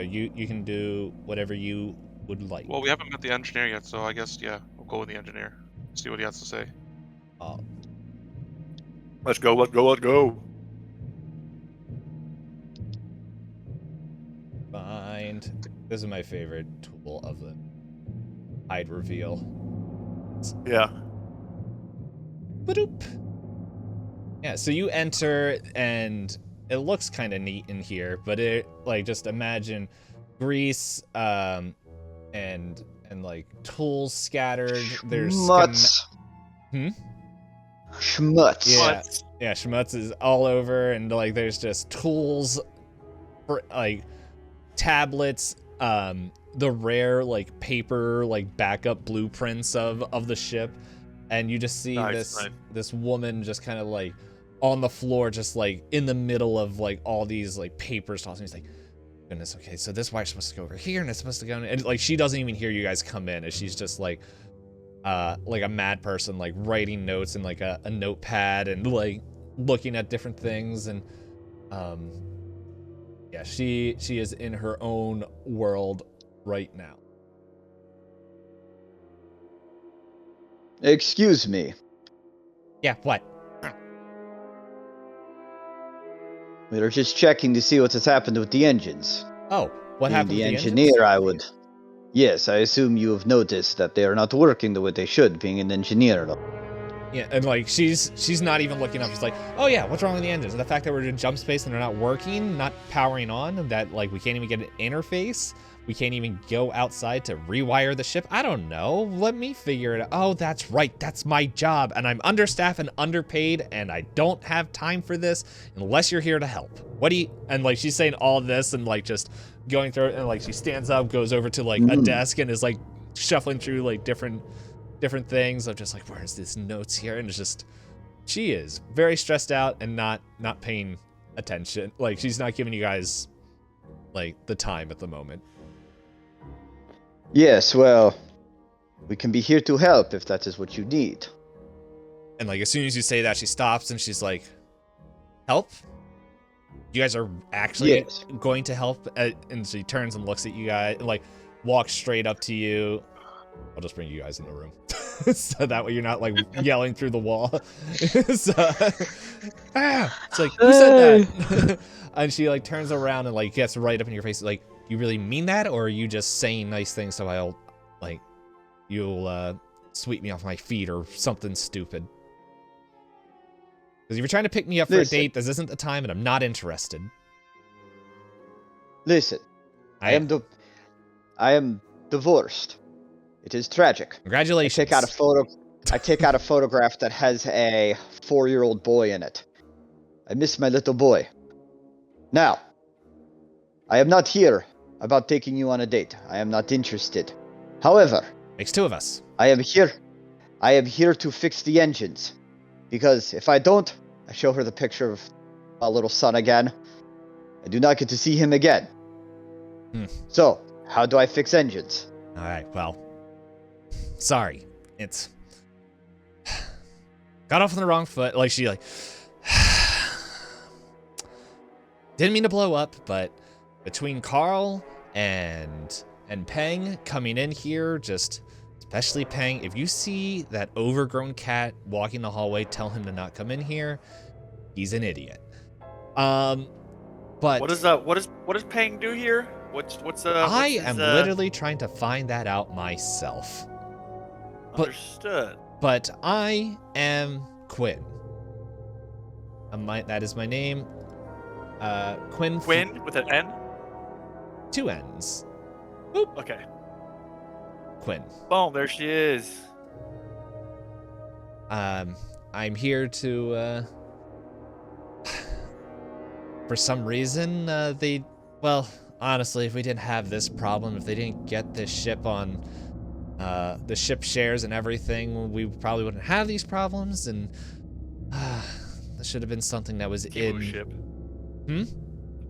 I'm joking. Said we got that Timu ship. I don't know. It probably would have worked a little bit better, but honestly, when you're recycling ships, this is what comes in there. But this is honestly something that should have been in the ship facts before we bought it, or at least rented it. Ship facts. That the jump drive just decides to go out in every 3,000 light years, and okay.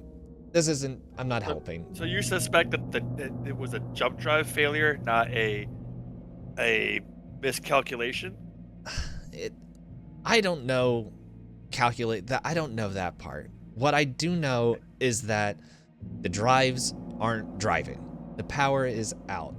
And they can try to figure out where we're going and what's happening, and I know within a week's time, we're going to be ejected somewhere, and hopefully we'll all be intact. But what I do not like the sound of that. You're telling me. This has been the last 2 days.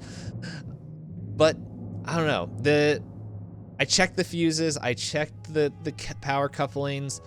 The biggest problem is that I can't get power. Fortunately, we are going off of auxiliary power, and I don't know. I don't know if anybody else has found anything else, or backup. Sorry, I guess backup power, but I don't know if I use the right term. But anyway, auxiliary is the backup power. Okay, yeah, I was like, as I said that, I'm like, this is D-Pain wondering if I use the right term. But that's only gonna last so long, and look, if you guys can figure. If you guys want to take a look and see if you can figure something out on the ship, or figure out with the engines, like, I would love it to be the fact that in the stress, I just accidentally overlooked a fuse. I would love it to be if there was something else that was going on that we just had to reset. But all my attention has been on trying to find out where these insane power coils are sending their things. The fact that we can't get into the bridge is more than troubling. I'm pretty sure I don't have to tell you guys that. Yeah, that is definitely very troubling. How would such a thing come to pass?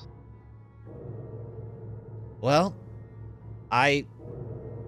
I honestly don't know. It's just like I never read anything like this. I asked Ran. Yes, hello. No, Ran, I'm not talking. Ran, tell me what you told me about any kind of historical thing of ships not accessing the bridge.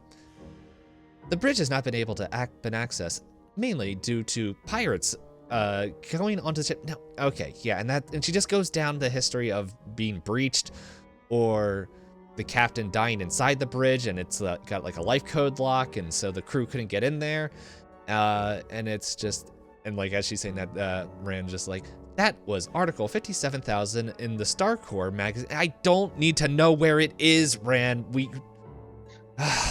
Ren, I am curious and have question for you, if I may. Go ahead. Why did you wake us up?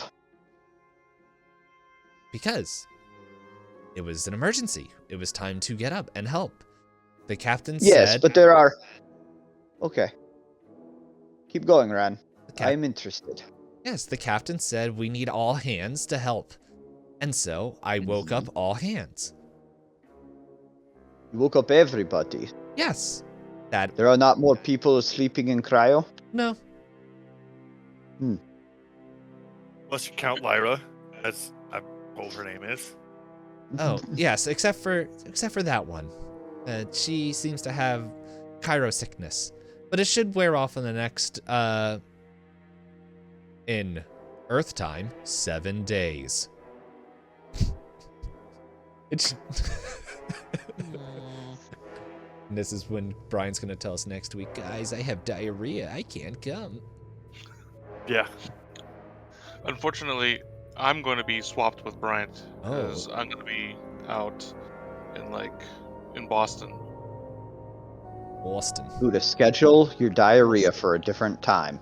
Schedule for your diarrhea a different day. Because I'm back in Boston. I eat cheese. Anyway, Diarrhea. It's a good song. It's a good song. Speaking of eating cheese, Ren, do you have access to wherever the ship? Like, could you just give us everyone's like location? Like, hey, Captain Kylie's here. Billy Bob Joe McComfrey is here. Ran, are you locked out of the bridge as well? I can look in everywhere that I have access. Do you have access to the bridge? 1 second. 1 second turns into 30 seconds. Like, yeah, she does this. It's like, we ask her, can you access the bridge? And she's like, I have access to everything. And I'm at 1 second, and then never comes back online until we ask her another question. Like, it is the most useless AI. Like, I'm starting to think that Ren stands for really dumb. And there's not even a D in Ren. Well, that's how dumb it is. No, that makes sense. I follow you, Quinn. I follow you. Engineer Quinn, you called for me? No, I didn't. Just leave me alone. Oh my gosh. Okay, so Sorry, I'm it still sounds learning. Like, Quinn, please correct me if I'm wrong. The two most pressing issues are the power problems and getting in the bridge. Yeah. Am I right? Yeah, I believe that if we are able to turn the drives back on, we should be able to gain access to the bridge. It's the only thing that I'm seeing that is not allowing us to access the bridge. Also, hi Starheart, how you doing? Starheart, by the way, he is like an encyclopedia of TTRPGs. You ask him something, and then you'll have like 30 different suggestions of games and things. That's dope. Whoa. Starheart, my friend. Welcome in, buddy. By the way, just so that way I make sure we're doing good on time. But you guys normally end, was it 10 or what time do you guys normally end here? We don't necessarily have a time. Anywhere between now and like 10:30 my time. I think it was like the latest we ever went, which would be 11:30 y'all's time. I think we did that for like one of the finales. Okay. But generally, I think we've got maybe about an hour or more. But if anybody ever's just like tapping out, tired, then like they just generally speak up like, "Hey, like we got to call it soon," and then we'll wrap it up. Yeah, I just remember that some of you guys have worked the next day, so I'm just like I want to respect that. So I'm just making sure. Life.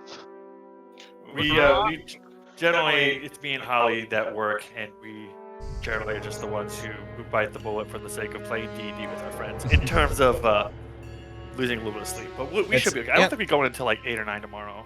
Yeah, no, Actually, I can't remember. It's just one of those things when people give me a time that I try to respect that. So, Yeah, I appreciate that. Thank you. Respect life. So it also helps me kind of gear up to a good, as I like to call him, Cliffy. A good Cliffy. That's all I think about. All right. So we gotta restore the power to the jump drives. So my question is, and please think of me as an absolute jarhead who needs it to be explained as if I am a 2-year-old. Simple. Go ahead. We need to get the power fixed to get the drives to work. And once the drives are working and properly driving, then that should give us access to the bridge, theoretically.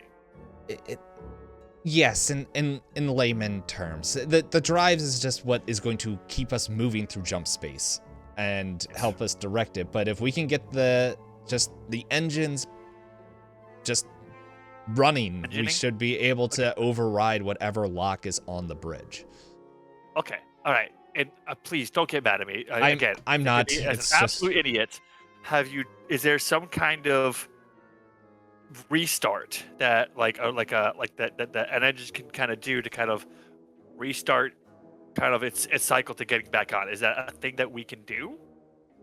If the engines worked, theoretically we should have been able to do that. We should have been able to the reset would be powering down and repowering the jump drive. The jump drive. While right. Okay, auxiliary power would have kept everything going just long enough for the quick reset. Okay, that makes sense. So we are kind of getting honestly, it's the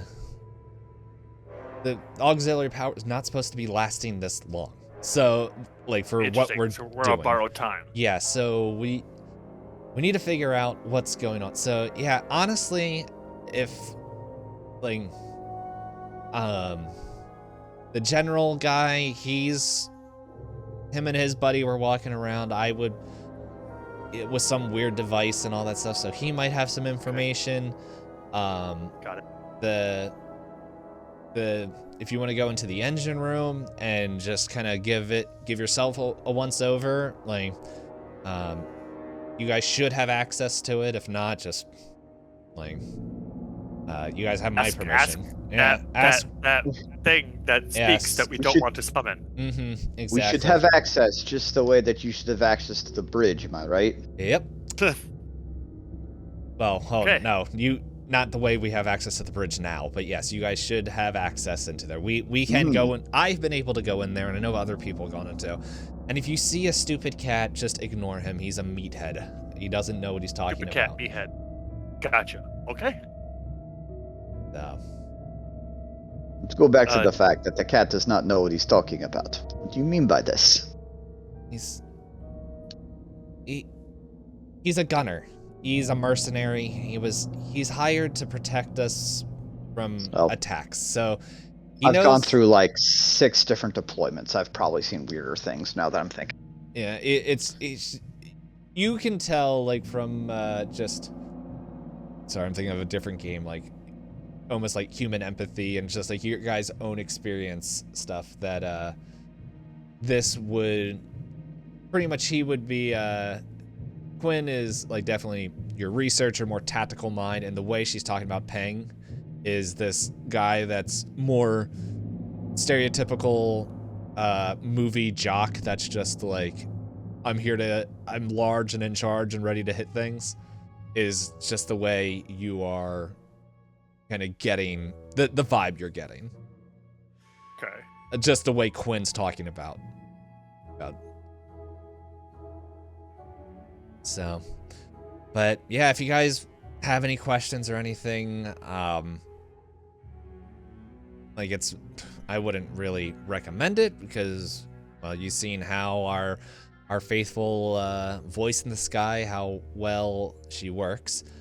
But she can relay us between two rooms if you notice something that's strange in within the engineering room. So,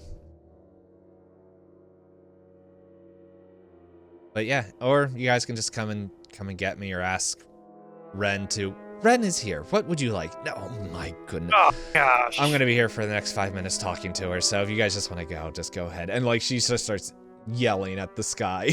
Just then Ren's like, I understand. I'm still learning. What would you guys like to do? Or if you want to also argue with Ren the AI, or that's an option, or if there's a third thing that I don't know yet that you guys would like to do. I want to punch the ship. All right. I'm interested in this war hero guy. Mm-hmm. Vortek goes, General. I just want to follow your lead here. You have the most experience with this kind of stuff. What's your take? Where should we go, sir? Vortek kind of like he like you could tell like he's kind of like defaulting back into like soldier tendencies. He's standing a little straighter, and he's referring to you as sir and all that kind of stuff. Well, there is definitely is the smell of something bad happening here. Sir, So- yes, sir, I agree. I am interested in this other war hero that we have not yet met. Why is he here? Have you heard of him before? Would I heard of him before? Let's see. No, let's do something fun. Let's do a roll. Give me a social roll.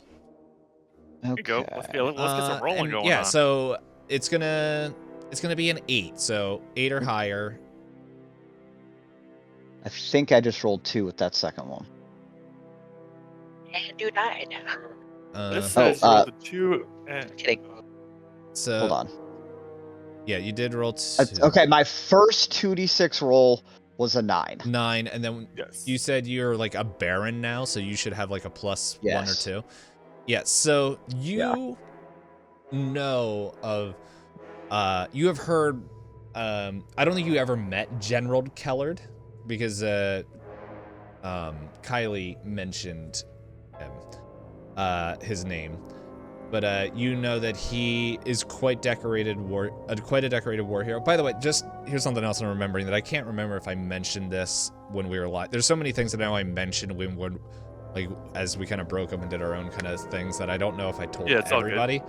But the way this is like people are able to get like imagine Traveler Universe is like the world when the printing press came out, where there's like certain information that's able to go out and get everything, but you're not going to know like the minute details of every little thing. So you might hear Right, that tracks. Yeah. so like you're gonna hear General Kellard is like, you have heard that he's a decorated war hero and like helped liberate his planet from I really wish I could remember the stupid names that I made up. But yeah. We'll get to it. You could just give it a planet name, and we could. Yeah. Well, we it's pretty much from like one of the big 2 factions that are there.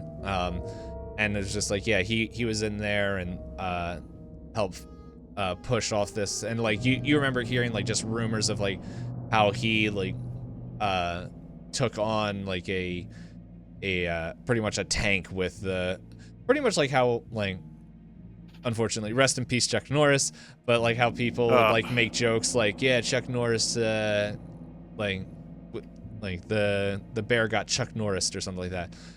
Almost to the same extent with General Kellard, where it's just like it almost feels like the rumors and the tall tales are bigger than like in your history. It's like this seems larger than life. Yeah. This doesn't seem to be real, but you never met the guy, but you've heard of the legends of what he has done. Yeah, like it's almost like you can't tell like Is it legend? Is this fact? A little bit of both? Or you're not sure. Mm-hmm. Okay, cool. So, but yes, Go ahead. but you would have definitely heard of him. Okay. Yeah. Have you heard of him, General? Yes, I am familiar with him. I don't necessarily know all of his battles, but yes, he does have a reputation. All right. Well, I say let's go. Let's go find this guy. Let's kind of see what he's thinking. From there, I don't know. We'll figure it out. What branch did this General Keller belong to? Army. Okay.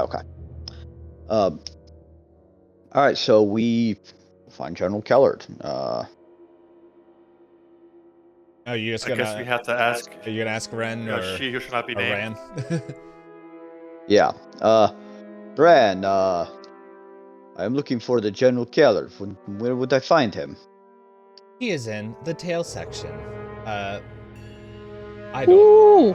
don't know what the what is starboard and I believe that would be the aft. Starboard is right. Starboard is right. Port is left. Port is left. After prow. Wait. I think. you know what? I'll do this really Wait. easy. Ran's like, and I like the idea that Ran is talking to you, answering your question, while Quinn is still arguing with another instance of Ran over. Oh my gosh. And so it's That's just so like, obnoxious. yeah, so it's just like, Quinn's like, look, I don't need you answering every time I even mention you. And it's like, I am just trying to help Quinn. And it's like, that's going in the background while on another speaker, like something you just hear. General Kellard is this way. And like you see like a kind of like a yellow kind of like line along the wall that's like kind of underneath the red like LED kind of light like still going off, and it will lead you down. And I will Thank you. I will reveal the path. Before we walk out of the room, I'm just gonna turn to Maria. Maria, would you like to just check on the engines? You worked in the Navy. Would you know anything about this? Would you like to check for yourself? I wouldn't mind poking around a little bit. As Quinn said before, she wouldn't mind an extra pair of eyes. Yeah, It's very I'll- appreciated. I'll go with Maria, and we'll go check out the engines if you two want to go. Is that are we splitting up? Is that what's going on? You can if you Sir? want. I think that is a good idea. All right. Okay. Yeah. Unless, Yeah. I'll go with Maria. unless Boot, I know you said you wanted to check out the engines as well. So unless Ooh. What's your order, General? like if this I how you think, guys want to split up, I don't want to. I know you also express Yeah. interest. Yeah. You're good. You're good. You're good. Ooh. I'm looking at. Undersight. Yeah, I'm looking at General Traycott. Okay. What was your rank? You were a colonel? Lance Sergeant. Lance Sergeant, I want you to head with Maria to the engines. Me and Mortek, we'll get to know this. We'll examine the this war hero. Yes, sir. Yes, sir. Maria, just call me if you need anything. Absolutely. He kind of hold up his radio. That you would also have because you are part of M&M. I hold up the radio and shake it back. Okay. All right. So let's do this. So let's do Leonard and Mortek first. We'll send you guys first, and then we'll go to the engine room. So and Mariah, pretty much if you guys go past the cryo, everyone's gonna go past the cryo room. And right here is where the doors to the engine room are. Okay. And here, and then pretty much if you guys, Mortek and, want to just make sure I'm using the names right. Leonard, if you guys, oh yeah, actually that might be a good way to do it. I'll do the effect here to, Ooh. Boop, boop, boop. So Ooh. right here where you see the glowing Ooh. thing, that's Uh-huh. where the General Khaled is. Oh. Ping it again, real quick. Oh, I'm I had to holding zoom a out. burn effect down. If you see it. Here, I can go off. I'll ping it. It's Oh, okay, yeah. Yeah. There. Yeah. Okay. I'll drag you. Here, I'll help you out, Chris, and I'll move your character. Oh, appreciate that. Okay. I'll move you Stop too, it! Buddha. I'll move everyone where they're theoretically supposed to be. So Oh, I get. Yeah, I got you. I got you. Thank you. I'm just used to moving things around. I'm just a. Yeah. I'm almost used to a Uh, joke from yesterday. I'm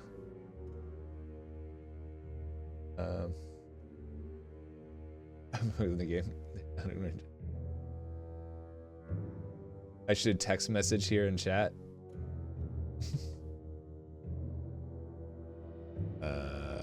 Chatadiah. I lost what I was doing. Okay, there it is. So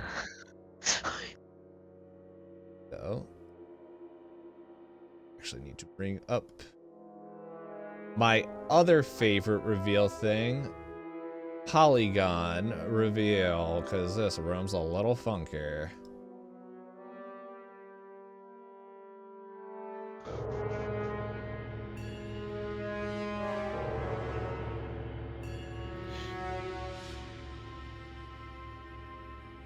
Okay, 1 second.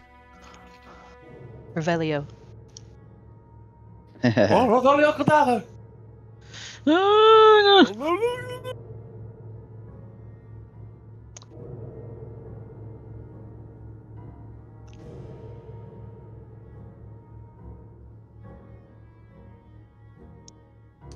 Oh, there it is. There we go. There she blows. Oh, what a cutie patootie. And there we go. And you guys enter in here and you just hear this incorrectly. And you see this human older man Beefy. talking to this almost android automaton kind of creation. He's just like, Filthy clanker. Filthy clanker. Jerry, are you sure that you're reading these readouts correct? And he's like, yes, Captain. I have searched all over the ship, and it seems like oh, hello there, everybody. And like, the man turns around and he just looks at you and he's just like, oh, it's I recognize you guys from the cryotubes. Welcome. I am General Kellard. Here's my name. Now it's underneath me. I don't know if I spelled general correct, but don't worry about that. The name just popped out of your butt. Who said that? Just got her. Ran.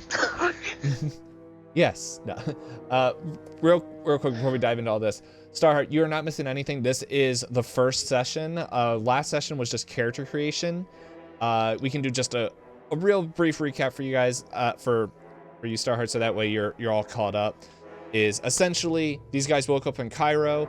From Cairo, the ship was not working. It is stuck in a jump drive, in a jump, and they are on auxiliary power, trying to figure out why the power's not working, what's going on. And right now we're just kind of meeting everyone on the ship as they're trying to figure out what's going on. So, yeah. But yeah, no, I'm glad you're doing well, and okay. So there we go. So hopefully that was a very brief overview of what was happening.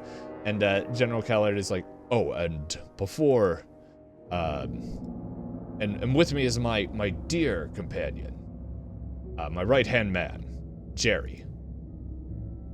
Jerry. And he's like, hello. Jerry. So, how can I help you? Oh, we just woke up from cryo not long ago. You see that the ship is Not doing so well, I assume. Yes. The dear AI, Miss Ran, told me. Hello.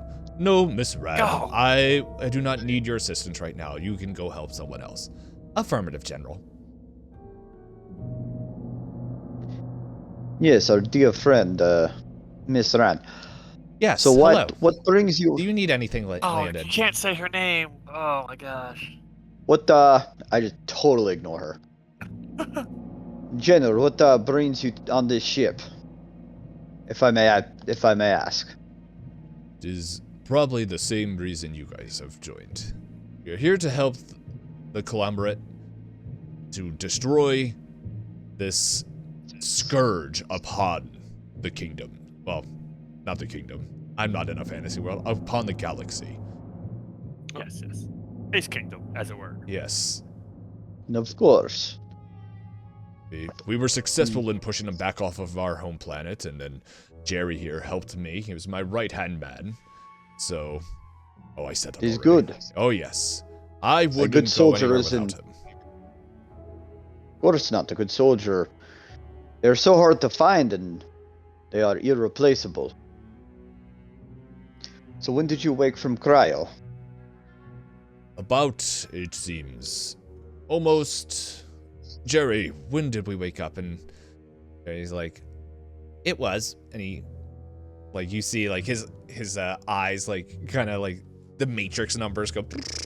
And just, he's like, Yeah. we were awake about 6 hours prior before our companions here arrived. Huh. Yes. It is quite the colorful collection of people here on the ship. Indeed. There it There's is. a vast collection of people on this ship. It's all quite young, too. Unlike, well, I can see you've been around. I didn't catch your name. Oh, excuse me, I'm General Triakov. I served with the Marines on ground deployments. Perhaps we have run into each other before. Yes, I did my time in the army, general in the army. Brief stint in the Space Rangers, but by that time came around, it was time for me to answer the call of home. That is an important call to answer. It is difficult to know when to walk away, no? Yes, there's still times that I wish I could go back, but hey, it's... Right now, I'm just trying to earn a couple extra credits for me and Jerry to finally get that vacation on a vacation moon. But what can I say? Also, is who's your right-hand man back there? I'm more like a left foot man. Oh, don't speak so poorly of yourself. And he comes over and is like, kind of, like, grabs your arms, just like a young man like you, still in the prime of his life.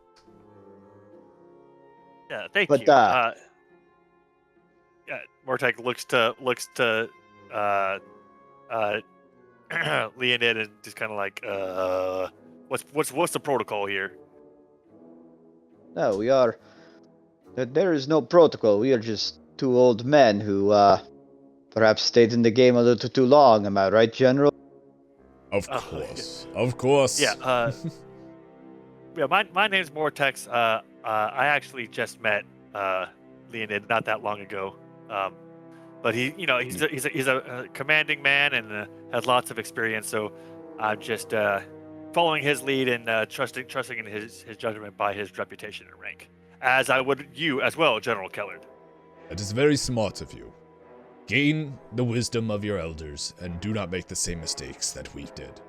And may your generation be better for it. Thank you, sir. Thank you. Feel free to ask any questions.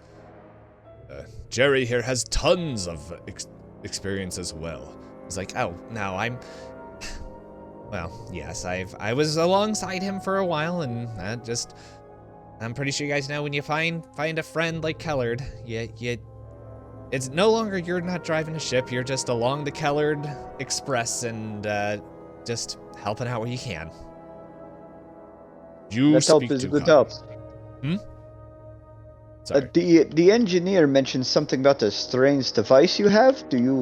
Is there any strange devices? Oh, yes. Jerry here. He has and we are reading energy signatures throughout the ship, and it is weird. There is strange fluctuations in random rooms, and we're trying to pinpoint that down, where that could be, where it is, and Jerry's helping, and we're trying to. Honestly, it's a little bit more of a mathematical figure that I am not necessarily used to. So, but if only we had someone that was good with numbers here. Do you have anyone in your group that could potentially help out with that? And we might be able to really focus it in. I would hate to take Quinn away from her work. She's quite busy. Mortek, do you know of these numbers? Are you good with the maths? You know, I'm gonna be real with you guys. Yeah, not really. No, I can't really even fake it.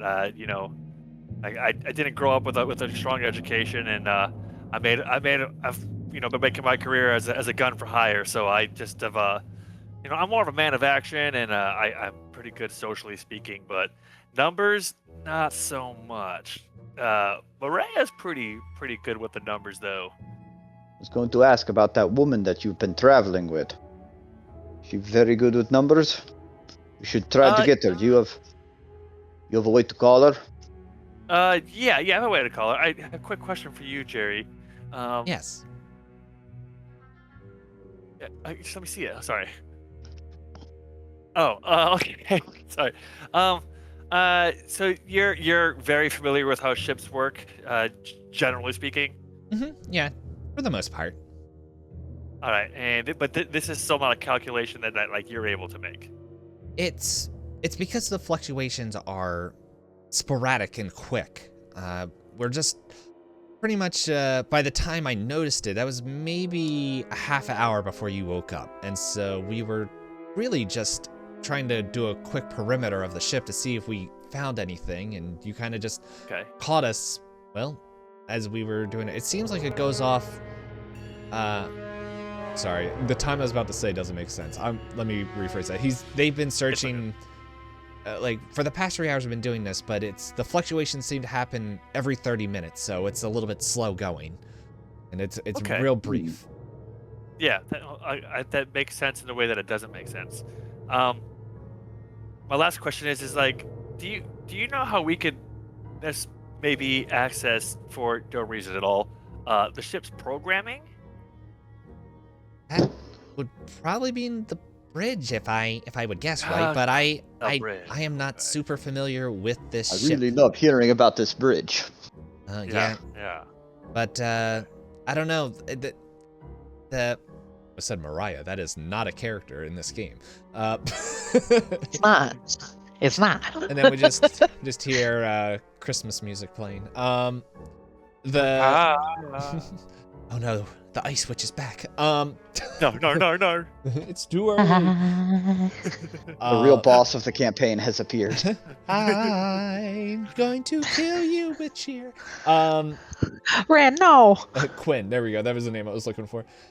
Quinn might have something in her files, but it's quite a mess, and it's going to take a little bit to go through. Yeah, no, I don't want. Yeah, no, just something I was kind of curious about. She's fighting with, well, you know. Yes. Before we move forward, I just want you guys to know something about Traveler that is a little bit different compared to other TTRPGs. You can roll any skill. Like, just because you don't have it in there, doesn't mean that it is, like, not. Just because you roll something doesn't mean that you locked everybody out of it. You might gain some information that could help lead to it. That's kind of how I run games as well. It's like a failure, like if it's something important or something cool, I'm not going to just lock you out of it all.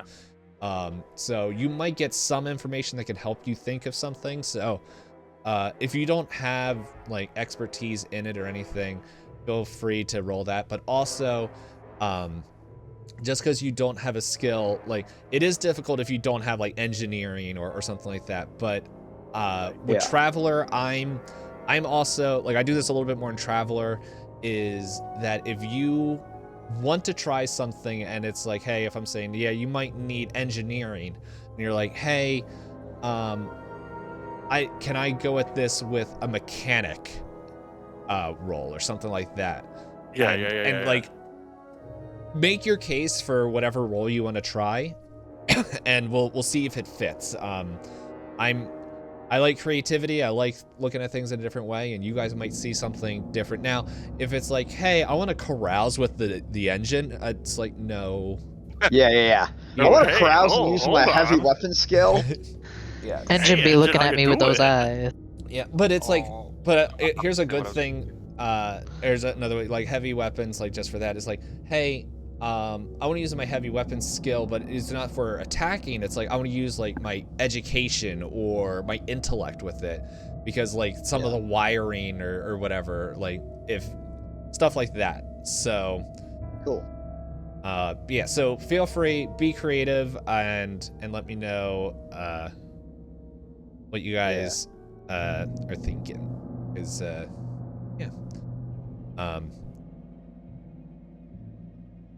how rude. All right. Okay. All right. All right. So you're gonna General Lean. I guess I'll just give I'll give Maria a call and tell her, ask her if she can help us with the numbers for what again? I'm so sorry. The signature. They are sensing an energy signature that is popping up every 30 minutes, like on the dot, and it's within the ship. Yes, and okay, and so they're kind of just doing a perimeter check to see if they can locate where that signature is, and it's pretty much it. Oh, go ahead. I bet the signature is arguing in the engine room now. Actually, it's probably on the bridge, because that would make sense, because it seems that's where all our problems are leading. I was saying because Rand's in the engine room. Well, yes. Part of her consciousness is arguing with the. Yeah. Chris Plogue, you do not know that. I am Rand. I can break the fourth wall. What is your problem? I just got really uncomfortable. I did that. Oh man, I did that in one of the Call of Cthulhu games, pretty much, where we had to like break the fourth wall, and it's something that makes sense in the lore that I built up with the Call of Cthulhu thing. Yeah. And it's everyone's favorite section of that season, because oh, that's cool. Pretty much someone ran away and pretty much went on a train that goes through, like, essentially, for lack of a better term, a metaverse, and there's like people from all different times that are on there that like doesn't make sense. There's like this regal, like, Victorian lady with a Pomeranian and her handmaid arguing with a samurai.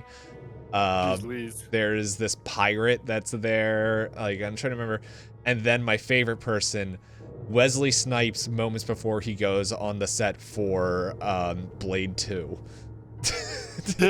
he's just in there, and it's like, in the game, that game is set in 1993, and Blade 2 didn't come out for like another 2 or 3 years.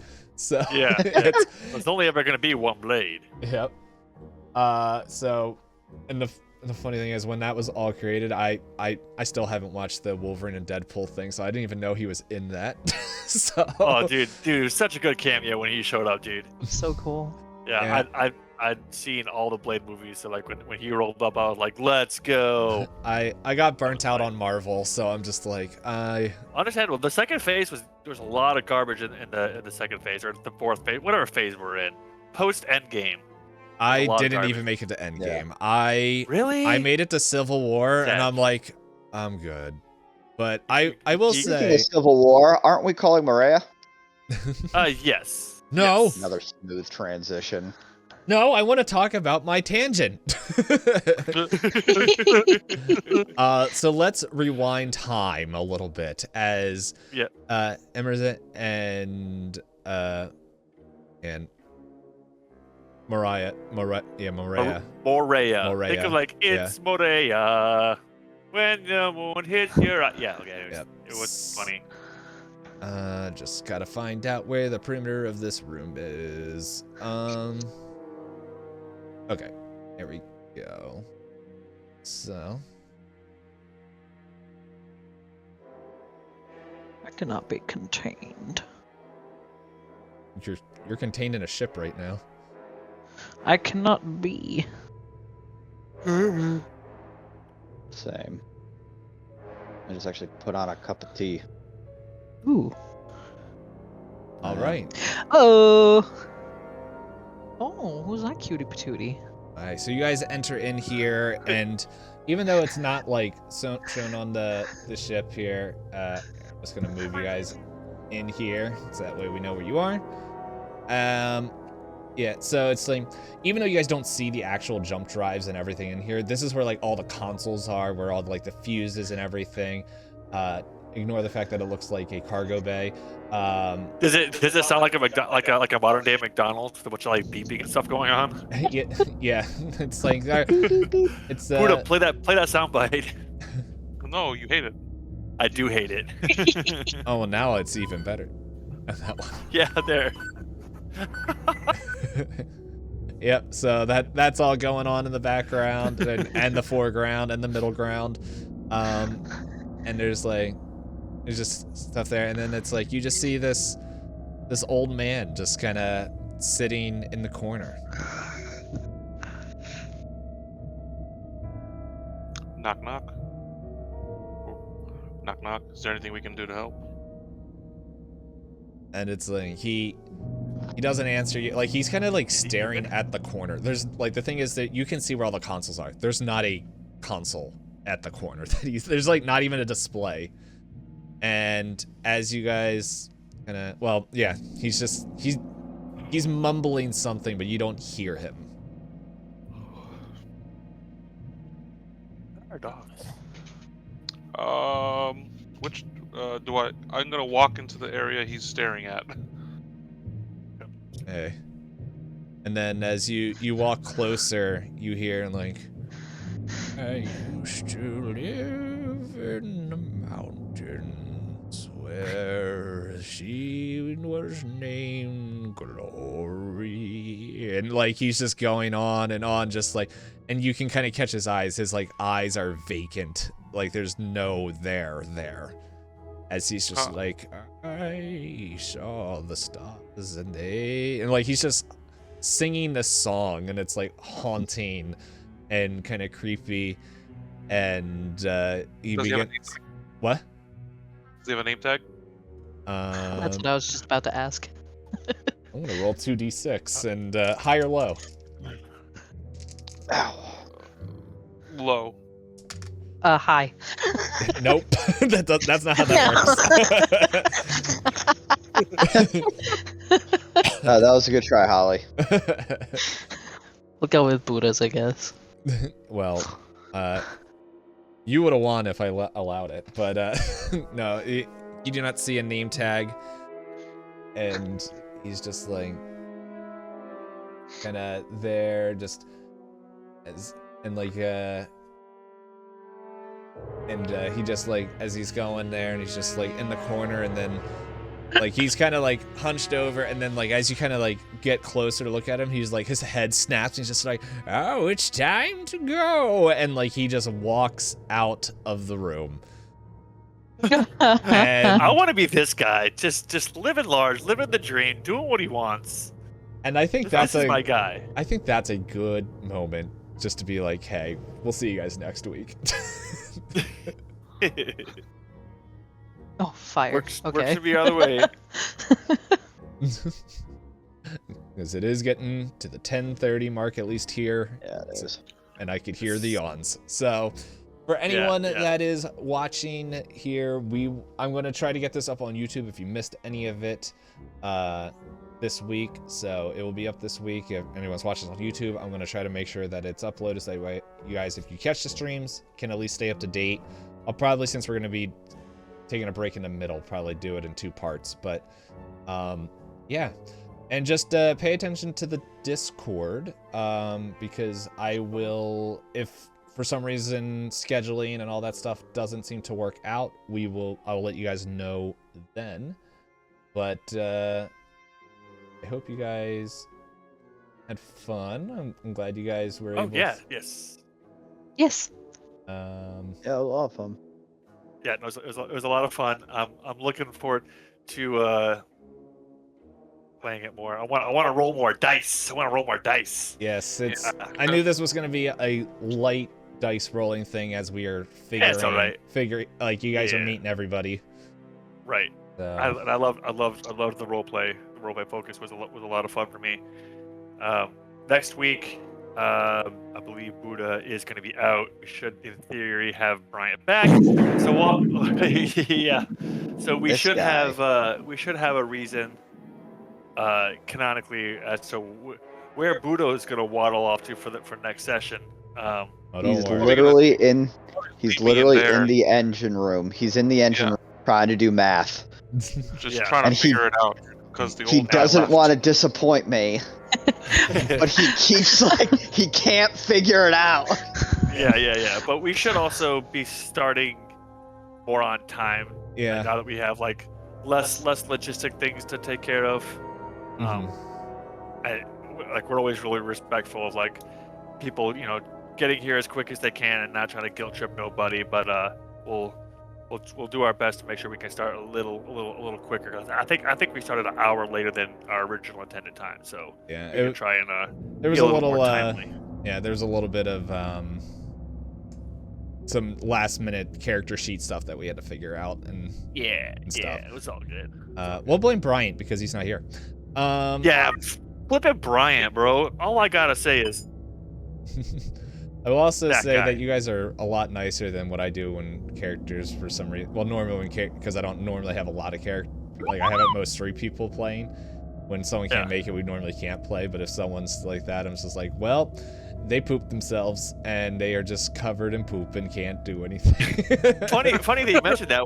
One time that was the exact story that Buddha came up with as to why he wasn't going to be there for a game. That's exactly. Yeah, he sent me this whole lengthy text of the story. I was like, "Hey, so this is what my character's doing. He's on the toilet, like he's TKO'd." I was like, "Dude, this is horrible."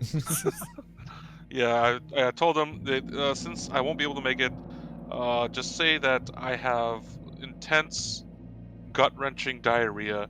That we're in Cairo, Egypt, and the street food just Right not up the butt. only didn't agree with me, but is actively rebelling and trying to take over. Golly. I must have well, been out that week I'm- too or something. I'm just letting you guys all know that are watching. We're gonna raid Knight. He's playing Slay the Spire 2, which is my current addiction. And so Oh, yeah, I never played the first one, so I'm just loving the second one. But I yeah. have been thinking of game has caught my eye. It is a lot of Or fun. it's on the radar, maybe I should say. Yeah. So, for someone who's never played the first one, and I don't normally like these style games, I am thoroughly enjoying it.